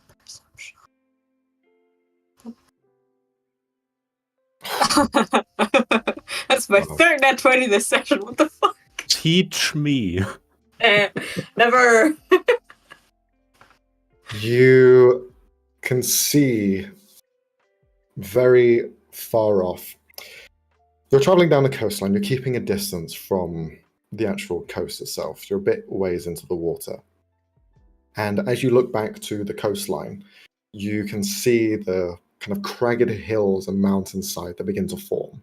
At the very base of them, you can see fresh, almost formations of coral, like coral reefs that have been exposed from the very beaches themselves. You know that many years ago, tsunamis pulled away and left some of the coastline slightly larger. That meant that places began to uproot as well. In that coral reef, you can see the flutter-winged dragon, who is of your ship. You see Skyhook himself crawling through and between the coral reefs, and is currently like looking between them, investigating, it seems. And every so often you see the wings extend outwards and then begin to flutter around like a dragonfly as they hover in place and move around looking below. You just see them scouring, looking. You're not sure if with intent to feed or curiosity. You just see them there, out and about. Kaz can keep, just like in the background, can keep an eye on the dragon. If he sees that he at any point returns to the ship, he would like to go and talk to it. But he's just sort of just curiously every now and again glancing over there, like, what's he doing now? Okay. As well, as you're kind of looking in that direction, you turn back to the helm to where you can see Admiral Whimsy, who is currently talking with someone at the moment. You see he kind of like acknowledges. Roll an insight check since you have a nat 20 in your perception. Insight. Fucking God. Who did you That's not bribe? 4!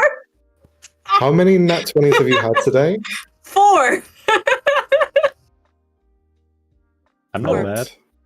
I'm not even jealous. I'm just upset. I'm afraid, actually. I'm just afraid. Imagine What the that in combat. Imagine that.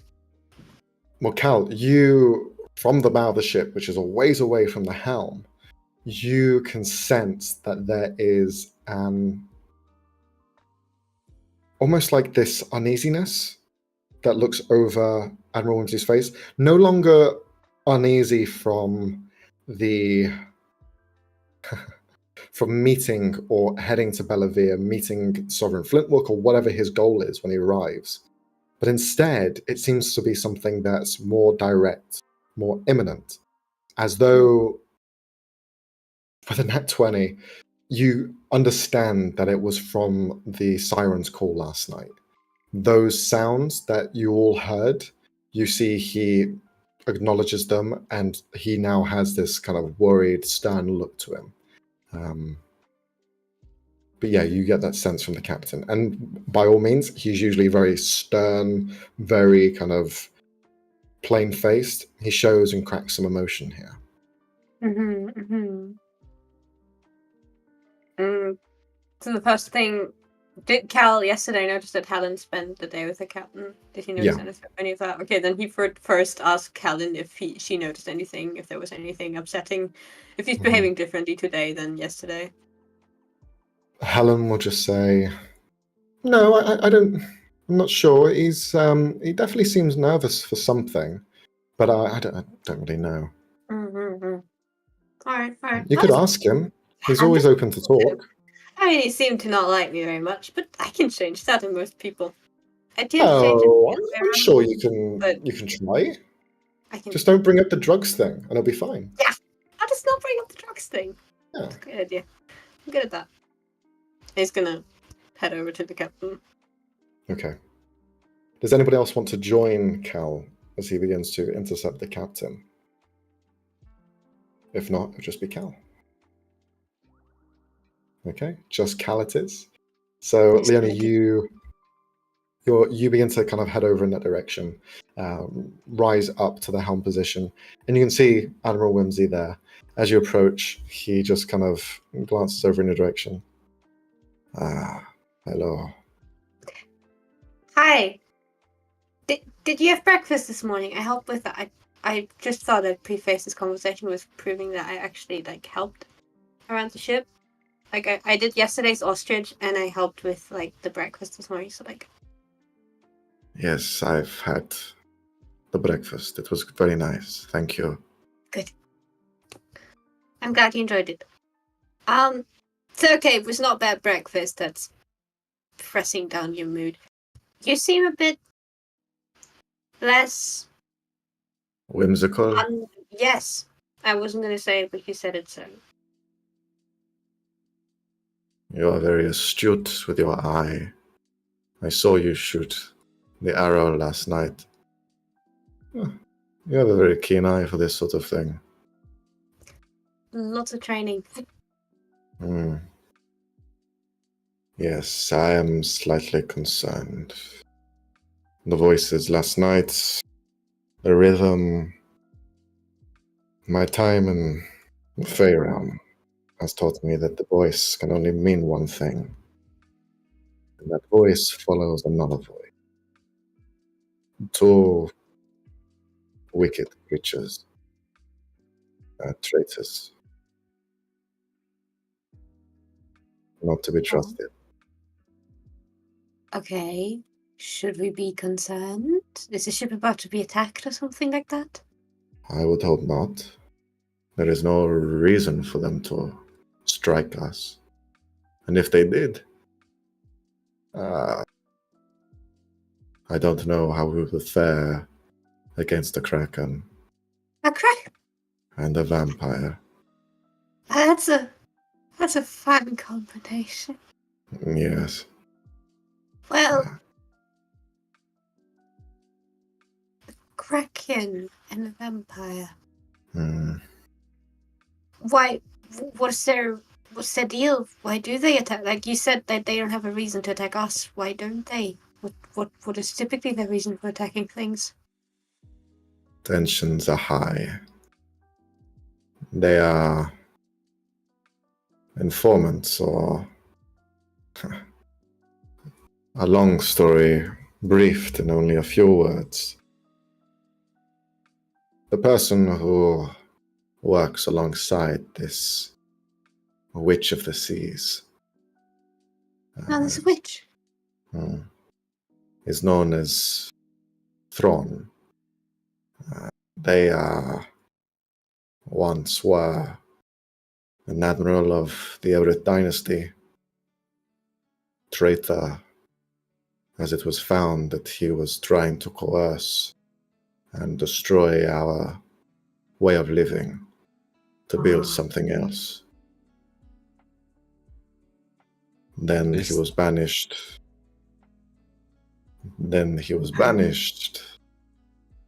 And never to set foot in dynasty lands again. But he escaped to the seas. He escaped to the seas with his hag. And they have now aligned themselves with another. Always moving, always shifting. They now work alongside the Queen of the Seas, the Tritons, Sevaltari. She is no danger. She knows not to step foot above the water. But I'm not surprised if they were to strike. Many ships have fallen through these seas, many blamed by natural causes. But I have my suspicions. Of krakens. That's It is her pet. Her pet. Right, so where's the vampire coming in here? You mentioned a hag and this Thorn guy and a kraken. How's a vampire fitting in there? Well, this admiral, Oh.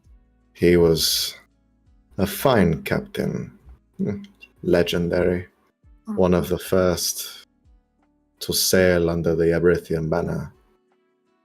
But his ship was long forgotten, left in the harrowing tides. Oh. We thought all was dead. Or at least that's what the tales say. But no, he lives.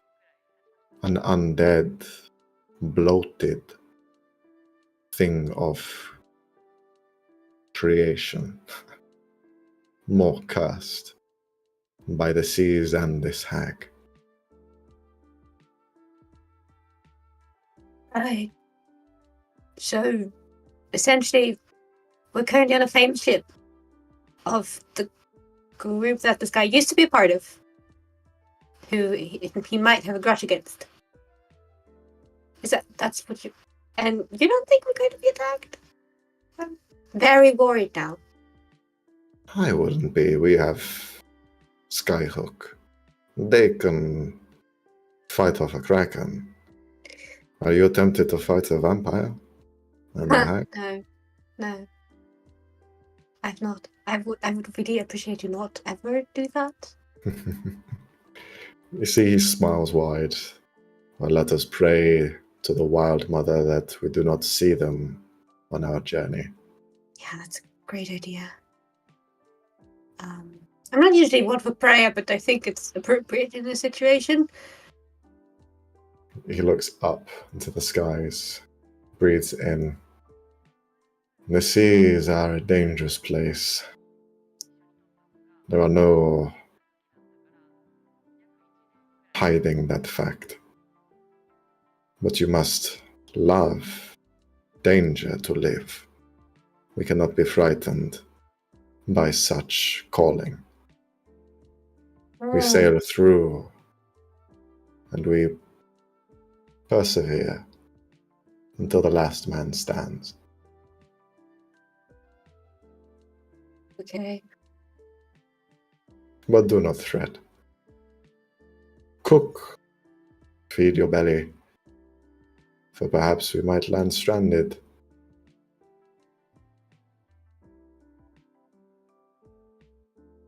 Yeah. That Yeah, great. I'm going to do that. I shouldn't share this with anyone, right? We don't want too many people to be worried about this. I think I'll be keeping this one You close to my can share chest. this with whoever you like. Is that a good idea?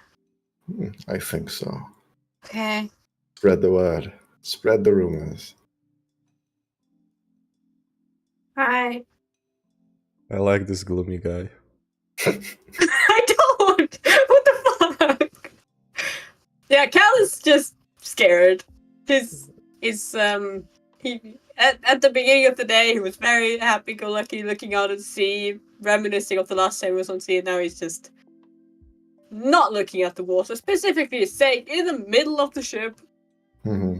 and just every now and again checking if the dragon has please landed, because he wants the dragon on board suddenly. He would appreciate the dragon coming back.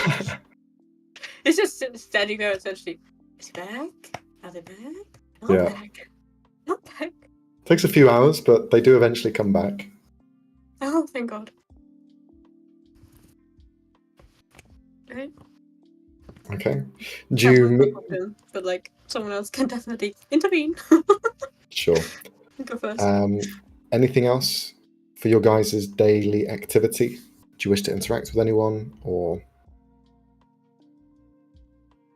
Yeah, I try to use the seafaring life to finally get some work done. So Mhm. I'll continue working on Kel's cloak. Sure. Cognar will help alongside. And you've seen every so often he's kind of left to his own devices and he seems to be tinkering on his own stuff. At one point, he does go up to you, Ulrin, and he does kind of like place himself by your side.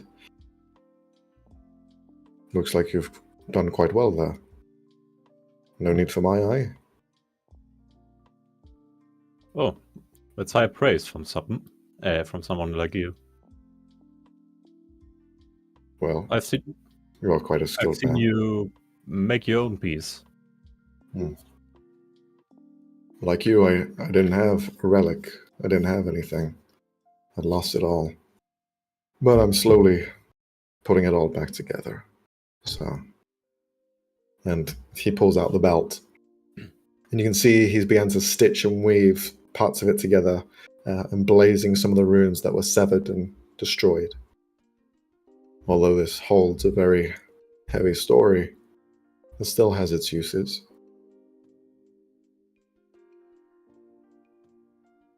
I'm nearly complete with it. And he holds it in his fist tightly. Generational thing. Passed down to me from my master, from his master, and his the next. And he gestures to the medallion on the front. We've all repurposed it and made our own thing. I made a belt. Previously, it was a pauldron. Before that, the bowl. Shit. A mask. But we all find our way.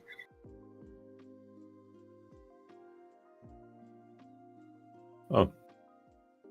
Tell me when it's done. I'll toast to that.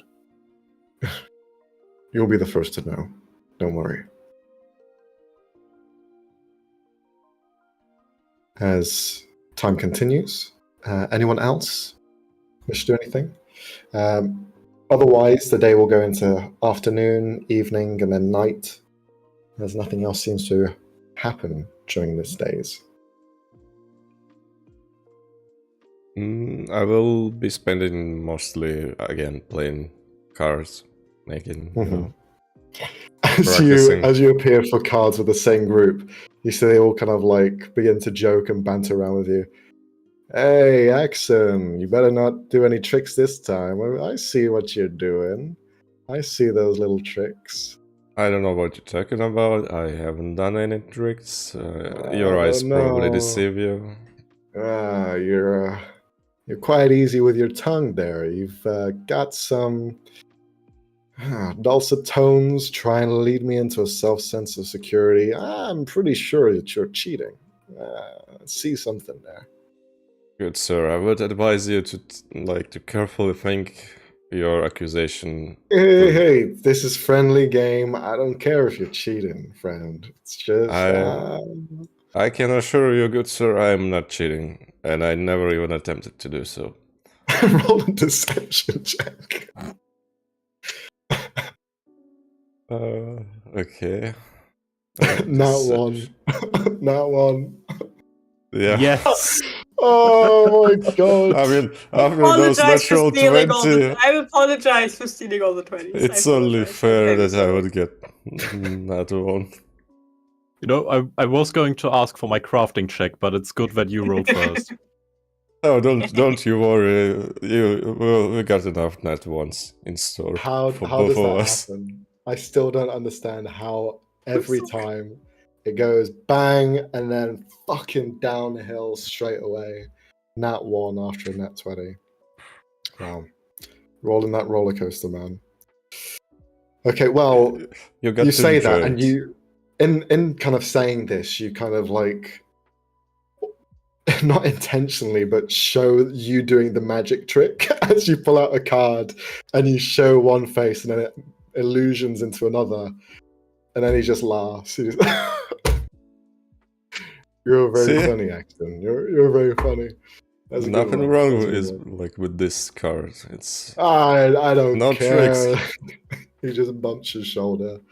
It's okay. It's okay. The guy got a trick too, and he pulls out a card, and then he pulls the card down, and he pulls out his middle finger. You see, I'm also a magician. It's fine. Don't worry. Oh my god! Good thing I didn't put money on it. I was going to as well. No, I wouldn't. I would not take your money. Don't you worry. You're too kind. You continue to play throughout the day as well, practicing your skills further. Okay. If not anything else, we'll jump forward slightly to the afternoon. Anything in the afternoon you guys wish to do? If not, we'll jump to the Cal evening. did want to talk to Maysili. Okay. He likes dragons. All right. So sometime through the afternoon, where do we find Maysili? Where would Maysili be during this time? Good question. Should probably be in her room. Okay. Just keeping to yourself. Yeah. Okay, cool. Ulrin, just as a note, you had massive diarrhea last night. Your bowels are fucking empty. And doing all of these checks now is like you're having to do double the lifting. Like lifting everything is just like double the weight. And you're just like, doing everything. But we move over to Maysili. So Maysili, you're chilling in your room. You heard those same siren sounds last night as well. Didn't really cause any alarm in your head of anything in particular. But you do hear a knock at the door from Cal. I'll open. I just wanted to say that it was really cool of Mushu to like go grab the hat, because if it was really that sentimental of a value, I'm not sure I could have actually paid him for it, because people tend to like attribute a lot of money to sentimental value, and it would have been super expensive. So thank you, and thank Mushu. You can give him scratches if you want to. I can? Yeah. You sure he doesn't mind? I don't think he does. Amazing. Cal's gonna go over and give him some scratches. Okay. Is there any spot in particular that he likes? I don't know. I just kind of pet him sometimes. Okay. In Draconic, he's just gonna say to the dragon, okay, so if there's any spot you don't like, just react negatively, and then he's just gonna experiment. So gonna maybe the wings, maybe underneath the chin. What do you like? You see the dragon looks at you as though they understand. And they kind of like squint their eyes, look at Maysili, and then look back at Cal.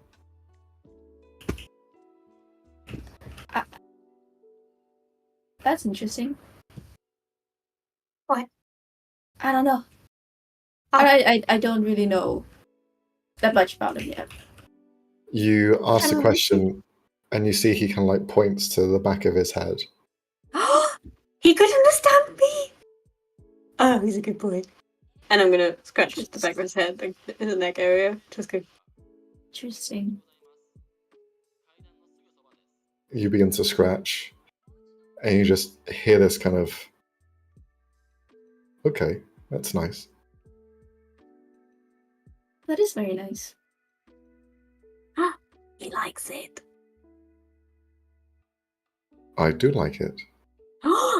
It's an honor to finally talk to you. I really appreciate that you finally decided to answer I didn't tell you everything to in stop. Draconic. Right, no, sorry. Of course not.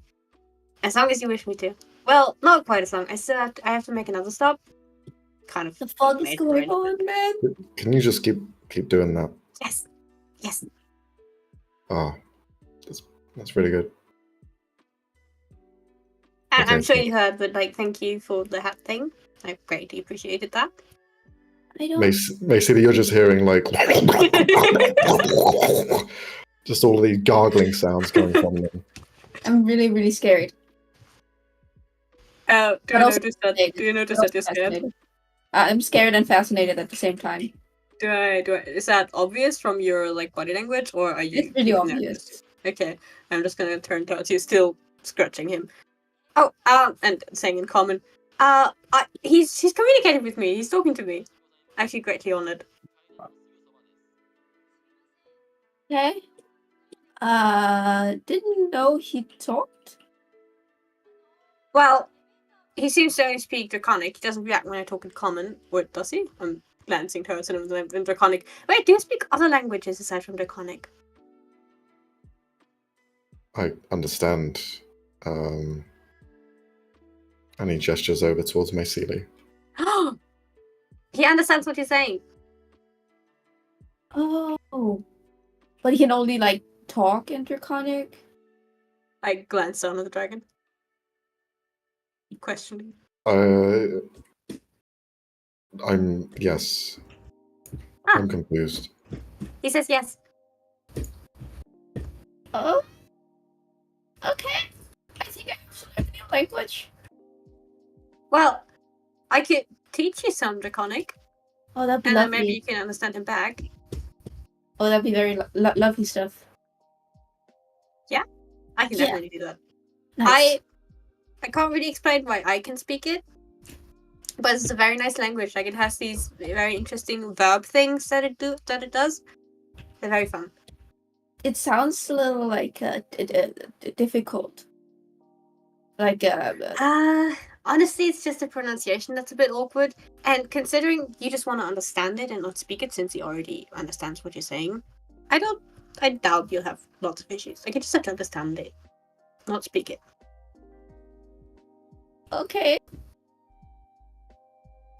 But Great. like I said, I do have a thing I need to get to. So, how about we start with the lessons or with the I don't know, another day, maybe tomorrow. Sure. Okay, I'm gonna give him a last few scratches, and then the Draconic say, "If you ever want more scratches, just like visit me. I always love giving scratches. I love petting people." He turns and looks you dead in the eyes. I'm going to need you to roll a wisdom saving throw. Oh no.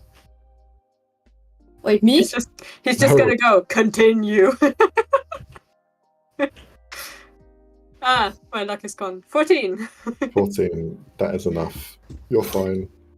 You see, he just looks at you dead in the eyes. You feel a moment like you fall into another space, and then you kind of pull yourself out of it as you stare into his eyes. You will. Yeah, like I said, it's a free offer, just whenever you want. And I have hands free. Like if I'm currently doing something else, maybe if I am doing something I can do with one hand, then it's still okay. I'm so confused right now. Okay. Anyway, that was lovely. I appreciate that you talked to me. Missy Lee, I'll see you around. Have whenever fun you have with time, whatever have you're fun. gonna do. I'm gonna figure out what the fuck just happened. Okay. Bye. Cal leaves, and basically you're left with Mushu just looking at the door and then looking at you. The fuck? I don't know And what to do. he just smiles. He smiles. You smiled? Oh no.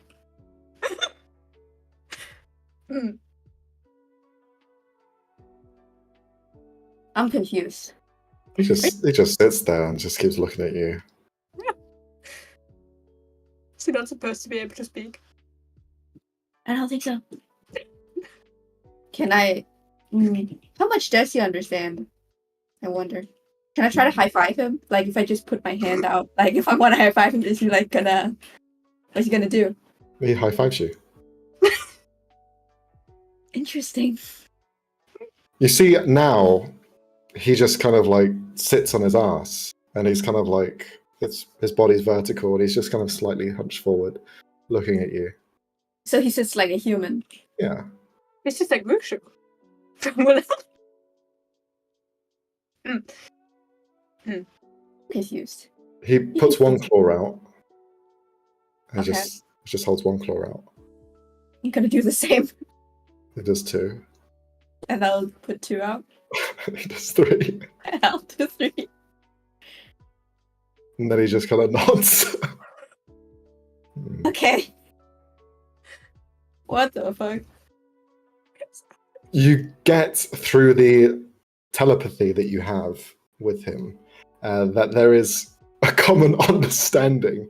You get the sense that he's trying to understand where the two of you are in the hierarchy, and he's now beginning to become almost self-reliant in the sense of he thinks that you're almost on the same level now. Thumbs up. I need a book. I need a library.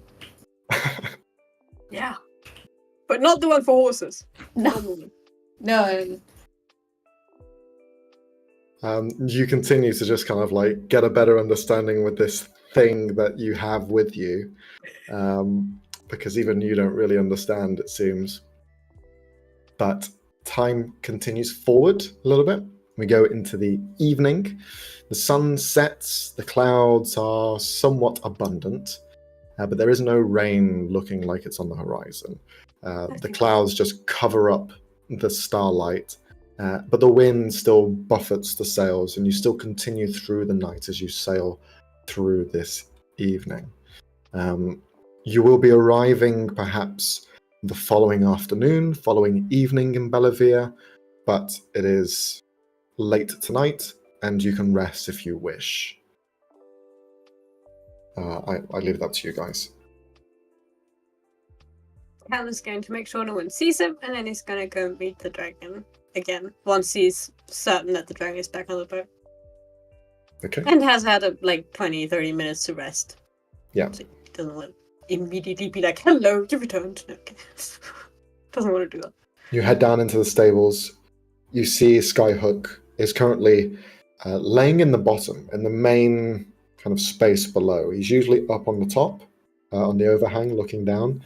But you can see this time he's kind of coiled into a single spot and is just laying there. Mm-hmm. You arrive and you see the eyes just kind of flick over in your direction. And breathes. Is there any of the deckhands around? Of the people taking care of the animals? Yeah, there's always people here. Okay. Then I'm gonna... fuck it. There's no one, that knows me, and there's no one I know. There's none of the important people on the boat, right? No, they all seem to be just the general workers of this place. It's a shift, so it's interchanging all the time. Okay, perfect. Then I'm just gonna stay chill and go up to the dragon, greet him, hello. And, yeah. I'm gonna use an action to release Janet, which is not her name, from the ring. Okay. This mist, powdery air just expels from the ring and begins to take form into this draconic, semi-corporeal, semi-fixated in reality shape of a small dragon. As it appears, you see it begin to crawl around, wings extend outwards slightly, and when it is still, the powder that seems to create its body does hold shape into its true form. You can see it realized as it stands still. As soon as it moves, it's almost like a blurred effect begins to take place, and it's hard to really see shape or form. It just becomes this kind of mist in some places. But it begins to kind of look over and towards the big dragon. As Skyhook sees it appear, you see its head coils around and looks down towards it, and its nostrils flare and breathes out heavily on an exhale. And you see all of those bits of mist that form its body fly away for a second and then refix themselves in place as it just kind of looks a bit dazed and shakes its head. The larger dragon just continues to observe and look at you and the dragon itself. Kel's just adoringly staring at the dragon, at the baby. She's going, oh, I enjoy being out. Don't go too far. Don't go near the people. You hear an illusionary voice, one of the captain, just kind of appear and enter your mind, and it just says, "Is this a toy of yours? Or is this a pet?" It's a companion. She travels with me. Has for a bit now. I was entrusted with her safety. I think.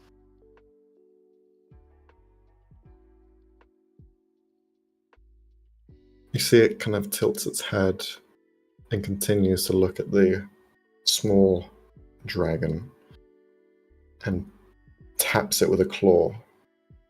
And you see it goes through slightly and then taps against scales, seemingly going around and observing this creature. It coils around the red dragon and just continues to examine. Wait, why? What do you mean? Is she too small for her age? Am I not feeding her correctly?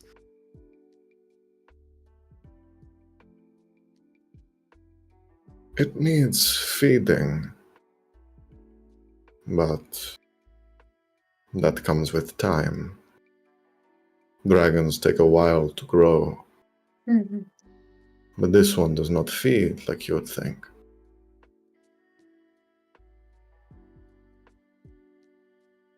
And it Okay. looks around and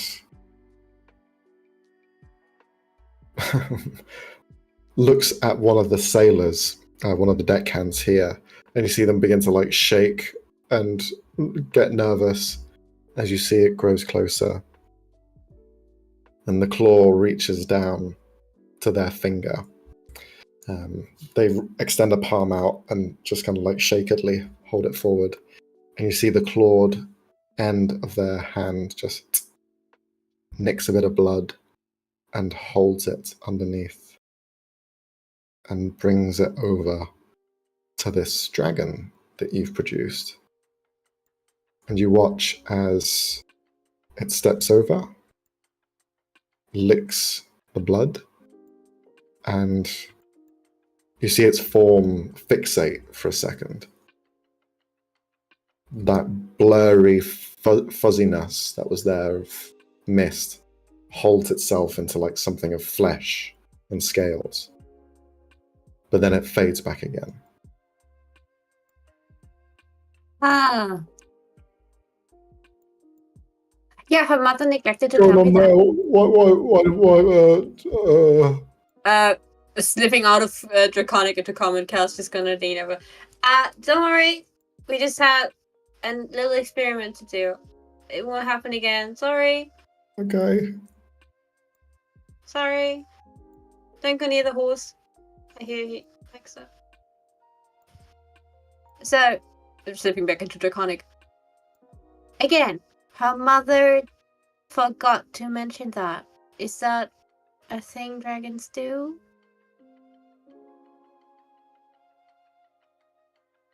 It looks to you, and the voice changes to your own voice. Dragons eat what they eat. Mm-hmm. They all have a diet. Mm. This dragon is not a normal dragon. It eats and consumes as a plant would. Plenty of sunlight, Fun. water, and feed. But it does like natural water from people.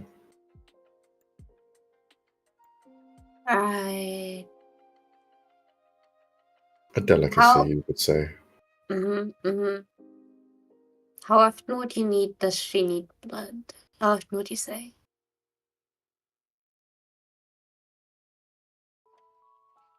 I don't know. Maybe you just need to one drop a day. Maybe a body a day. So it's less manageable. Who knows? Why would I find that many bodies? I mean, I guess I would kill people, but I think certain people would disapprove of that. And it would be horrible. I Not would turn into a difficult. serial killer, I think. Not a difficult task. Yeah, but so many consequences. I've killed many. Mm. You could kill many too. We did just kill a lot of gnolls. I still feel vaguely bad about that, but they were doing evil shit, so still.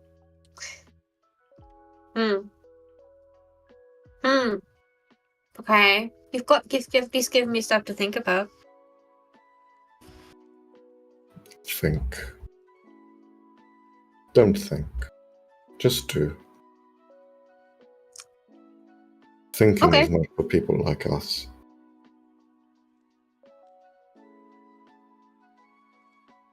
I can live with that. I don't enjoy thinking. It hurts. No, okay. That sounds like vaguely not that great advice, but Okay, no thinking. Just doing. Got it. How was the coast? I saw you were over there for the day. Did you enjoy yourself? You see, you ask, and it just smiles. No, I've not had fun yet. Raises a claw and slams down on your little dragon friend. And you watch as the spores just. Why would you do that?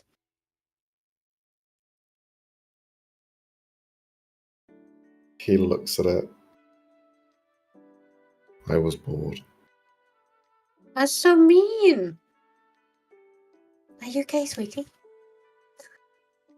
You see all of the spores enter the ring once again. But the ring goes inert. Oh. Why would you do that?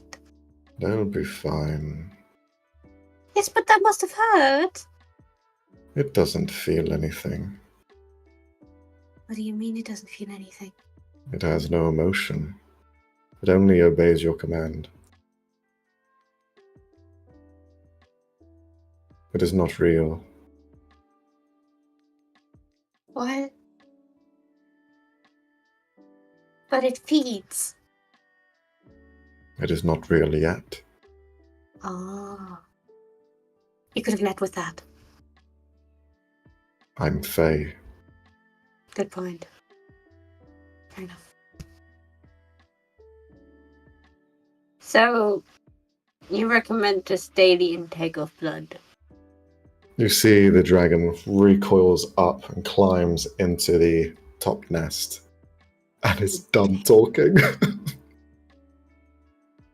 Yeah, that's fair. Cal's just sitting on the ground in the middle of the stables alone. You look over to where the horses are and you see Apple, their nostrils flaring and tongue slightly out as it's looking and smelling the fresh blood from the guard. Did tell him not to go near the horses, so... Just gonna give the horse a weird out look. Like, the fuck? Okay. And Now, then he's gonna go to bed. you head to bed.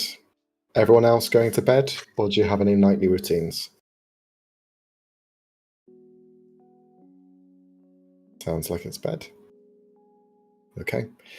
You all fall asleep once again in your cabins. As the wind begins to pick up during the night, you feel now the rocking of the ship. Now it takes a lot, heavy winds, heavy waves to rock a ship of this size. And you're feeling it in the cabins, rocking back and forth, heavy movement Wow. sloshing to the sides. I would need each one of you to roll a wisdom saving throw to see if you can sleep through the night. Yeah, no, I'm not even rolling. Cal is wide awake. Okay. He is scared shitless and wide awake. Probably resummoned the dragon is just hugging him. Mm-hmm. Okay. All three of you succeed. DC is only 10. So all of you find rest as Cal, you are in your hammock, which is built to withstand like heavy seas. The beds themselves are on stilts, and whichever room you do have and whatever amenities are given to you, you sleep well enough. The ship's built to take on these sorts of seas. But Cal, you continue to wrestle in the night, and it's harsh. You look out the small porthole, and you can see the waves crashing against the side of the ship. You see them rising upwards and back down into the water. For the rest of you that are sleeping, you hear once again that almost angelic siren whisper that just echoes through the air. All of you who are asleep feel as though your chests rise up slightly, like you're being lifted as this music continues to soften against your ears. You find yourselves on the seas, but the seas are flat, tranquil. There are no waves, there is no wind, there is only the sound of this angelic. And that's when you see it. In the far, you see rising up from the water, head first, long black hair going over part of their face, white skin as if it's never seen the sun, rising up out of the water, not disturbing the tension of the water either. You see this feminine figure with hair that continues and continues as they rise up, almost covering their complete body. Continues this lullaby, this soft voice. And then you see it crook its neck. A hand rises outwards. The fingers longer than they probably should be, crooked slightly, and the nails sharpened. Looks forward and ushers you to come to her. What do you do? I'm going to go start with Olrin. Yeah, that doesn't seem like a great idea. I try to resist. Okay. You try and resist. Mayceli, you see the same? I choose life. Okay. So you go with? No, fuck no. Try to resist, okay. And Axon. I will actually come closer. Okay. You begin to walk closer. The other two, you take a step back. And you have control over yourselves. You kind of like try to shush the sound, silence it completely from your minds. And you try to think of other things to help fight it back. Is there anything, Oren, that you think of to try and help muddy this sound? I try to think back to my temple days, like really boring lectures. Mm-hmm. In those lectures, on occasion, you see flashes of your brother just there, alongside, smiling, the two of you. Mayceli, what do you think of to try and keep the noise out? I don't think it's a very nice thing, but I think she will think about her family. Mm. And, you know, the environment she grew up, she's kind of learned to dissociate from it. Yeah. The silence that you bring upon yourself is one of stillness and surgical cold. It does break through those noises, but every so often the flashes you see are of contempt. Faces of your family who have no real emotion across them, only scowls. But the silence is enough to push out those thoughts.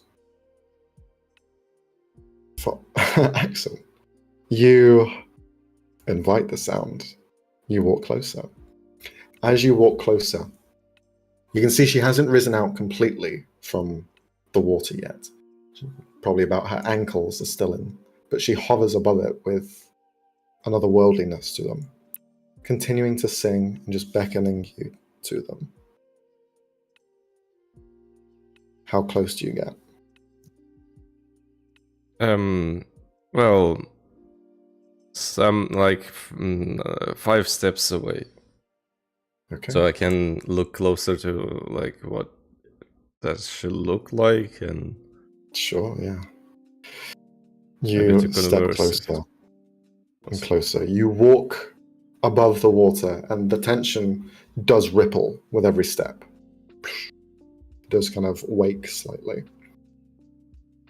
You grow closer and closer, and you begin to hear a conversation.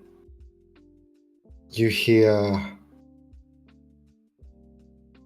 a kind of a conversation that you shouldn't be hearing, that isn't really for your ears. Can you roll a... This will be an Arcana check. Arcana or Insight? It's probably going to be Arcana for you, but... No, actually, Insight. Oh. Yeah, 20. 20. Nice. Yeah. You hear two voices. At one point, it sounds like there's three, but then it just turns to two.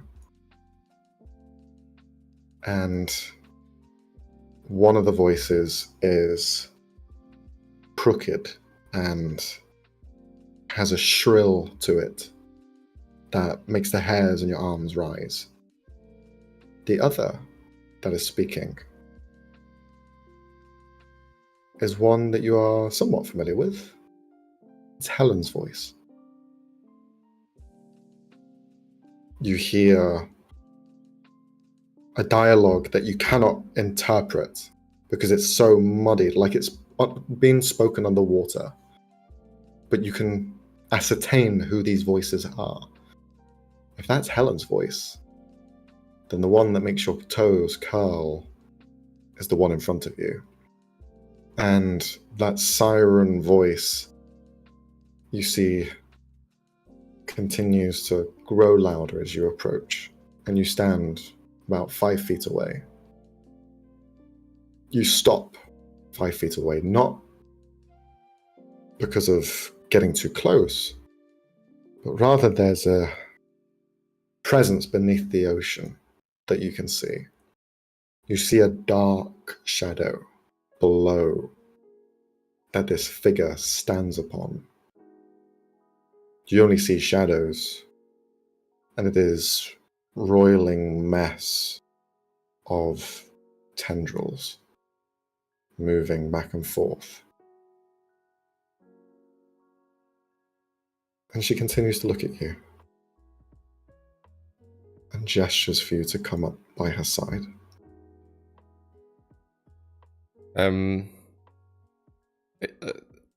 Did she stop singing or still sing? She's still singing. Okay. She continues to beckon you. The other hand rises out and opens its palm to you. This left arm that she hands out, you see is completely covered in barnacles, twisted, bent slightly to resemble a coral reef that's fingers themselves rise outwards in this fan-like display of orange, purple, greens. But the palm itself extends and it's offering its hand to you. Well, Continuing to sing. I will politely bow at her gesture and then like try to talk to her in first I try to like Sylvan and tell her that you got quite a beautiful voice. As soon as you speak, the singing stops.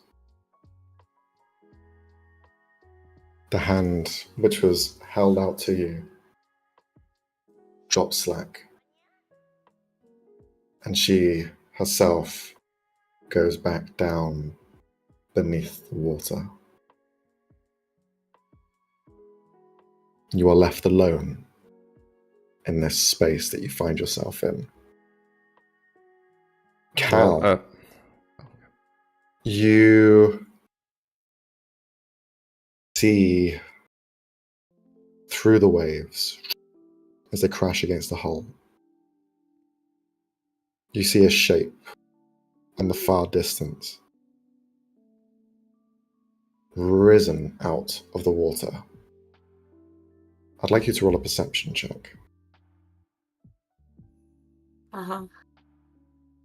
I don't think I want to perceive. I do not perceive! Fuck The yeah! water and sea foam are rapid. Cass is like, nope, there's nothing out there. Nothing. Nothing at all. It's just rough sea. Sea. You just tuck yourself in and try to bury whatever might be out there. But you saw a shape. I did. No. You hear a porthole open and not yours, as you can now hear wind and foam and water crashing into the boat. Someone has opened their porthole. Oh. He's gonna poke his head outside into the floor, and he's gonna try and hear if he can discern from where the sounds are coming from. Okay. All the while very paranoid, checking every corner, being like checking every shadow. Mm-hmm. Where's this vampire? Roll an investigation check this time. Investigation. Oh, I'm not great at those. 10. 10, okay. You get the sense that the sound's coming from one of the neighboring cabins, but you don't know which one. Yeah, he's just carefully pushing open each one very quietly so he doesn't disturb the people sleeping in it. It's just. Oh, thank God it's not this one. Okay. I'd like you to roll a d6 for me D6. to establish which one you begin to open. 6. Fucking hell, I'm just so lucky to. The first door you open in this just random display.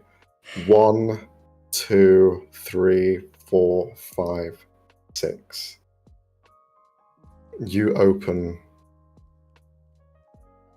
Helen's door and you watch as a tendril has made its way through the porthole and is wrapped around Helen's body, and you catch it as it's lifting her off her bed.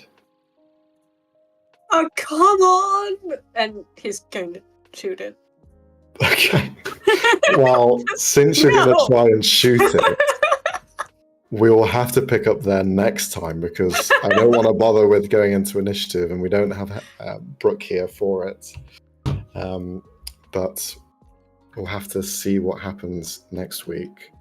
You'll have to try and stop Helen from being abducted by a fucking tentacle. Yeah! It'll be interesting. Uh-huh! Hopefully Brooke's here.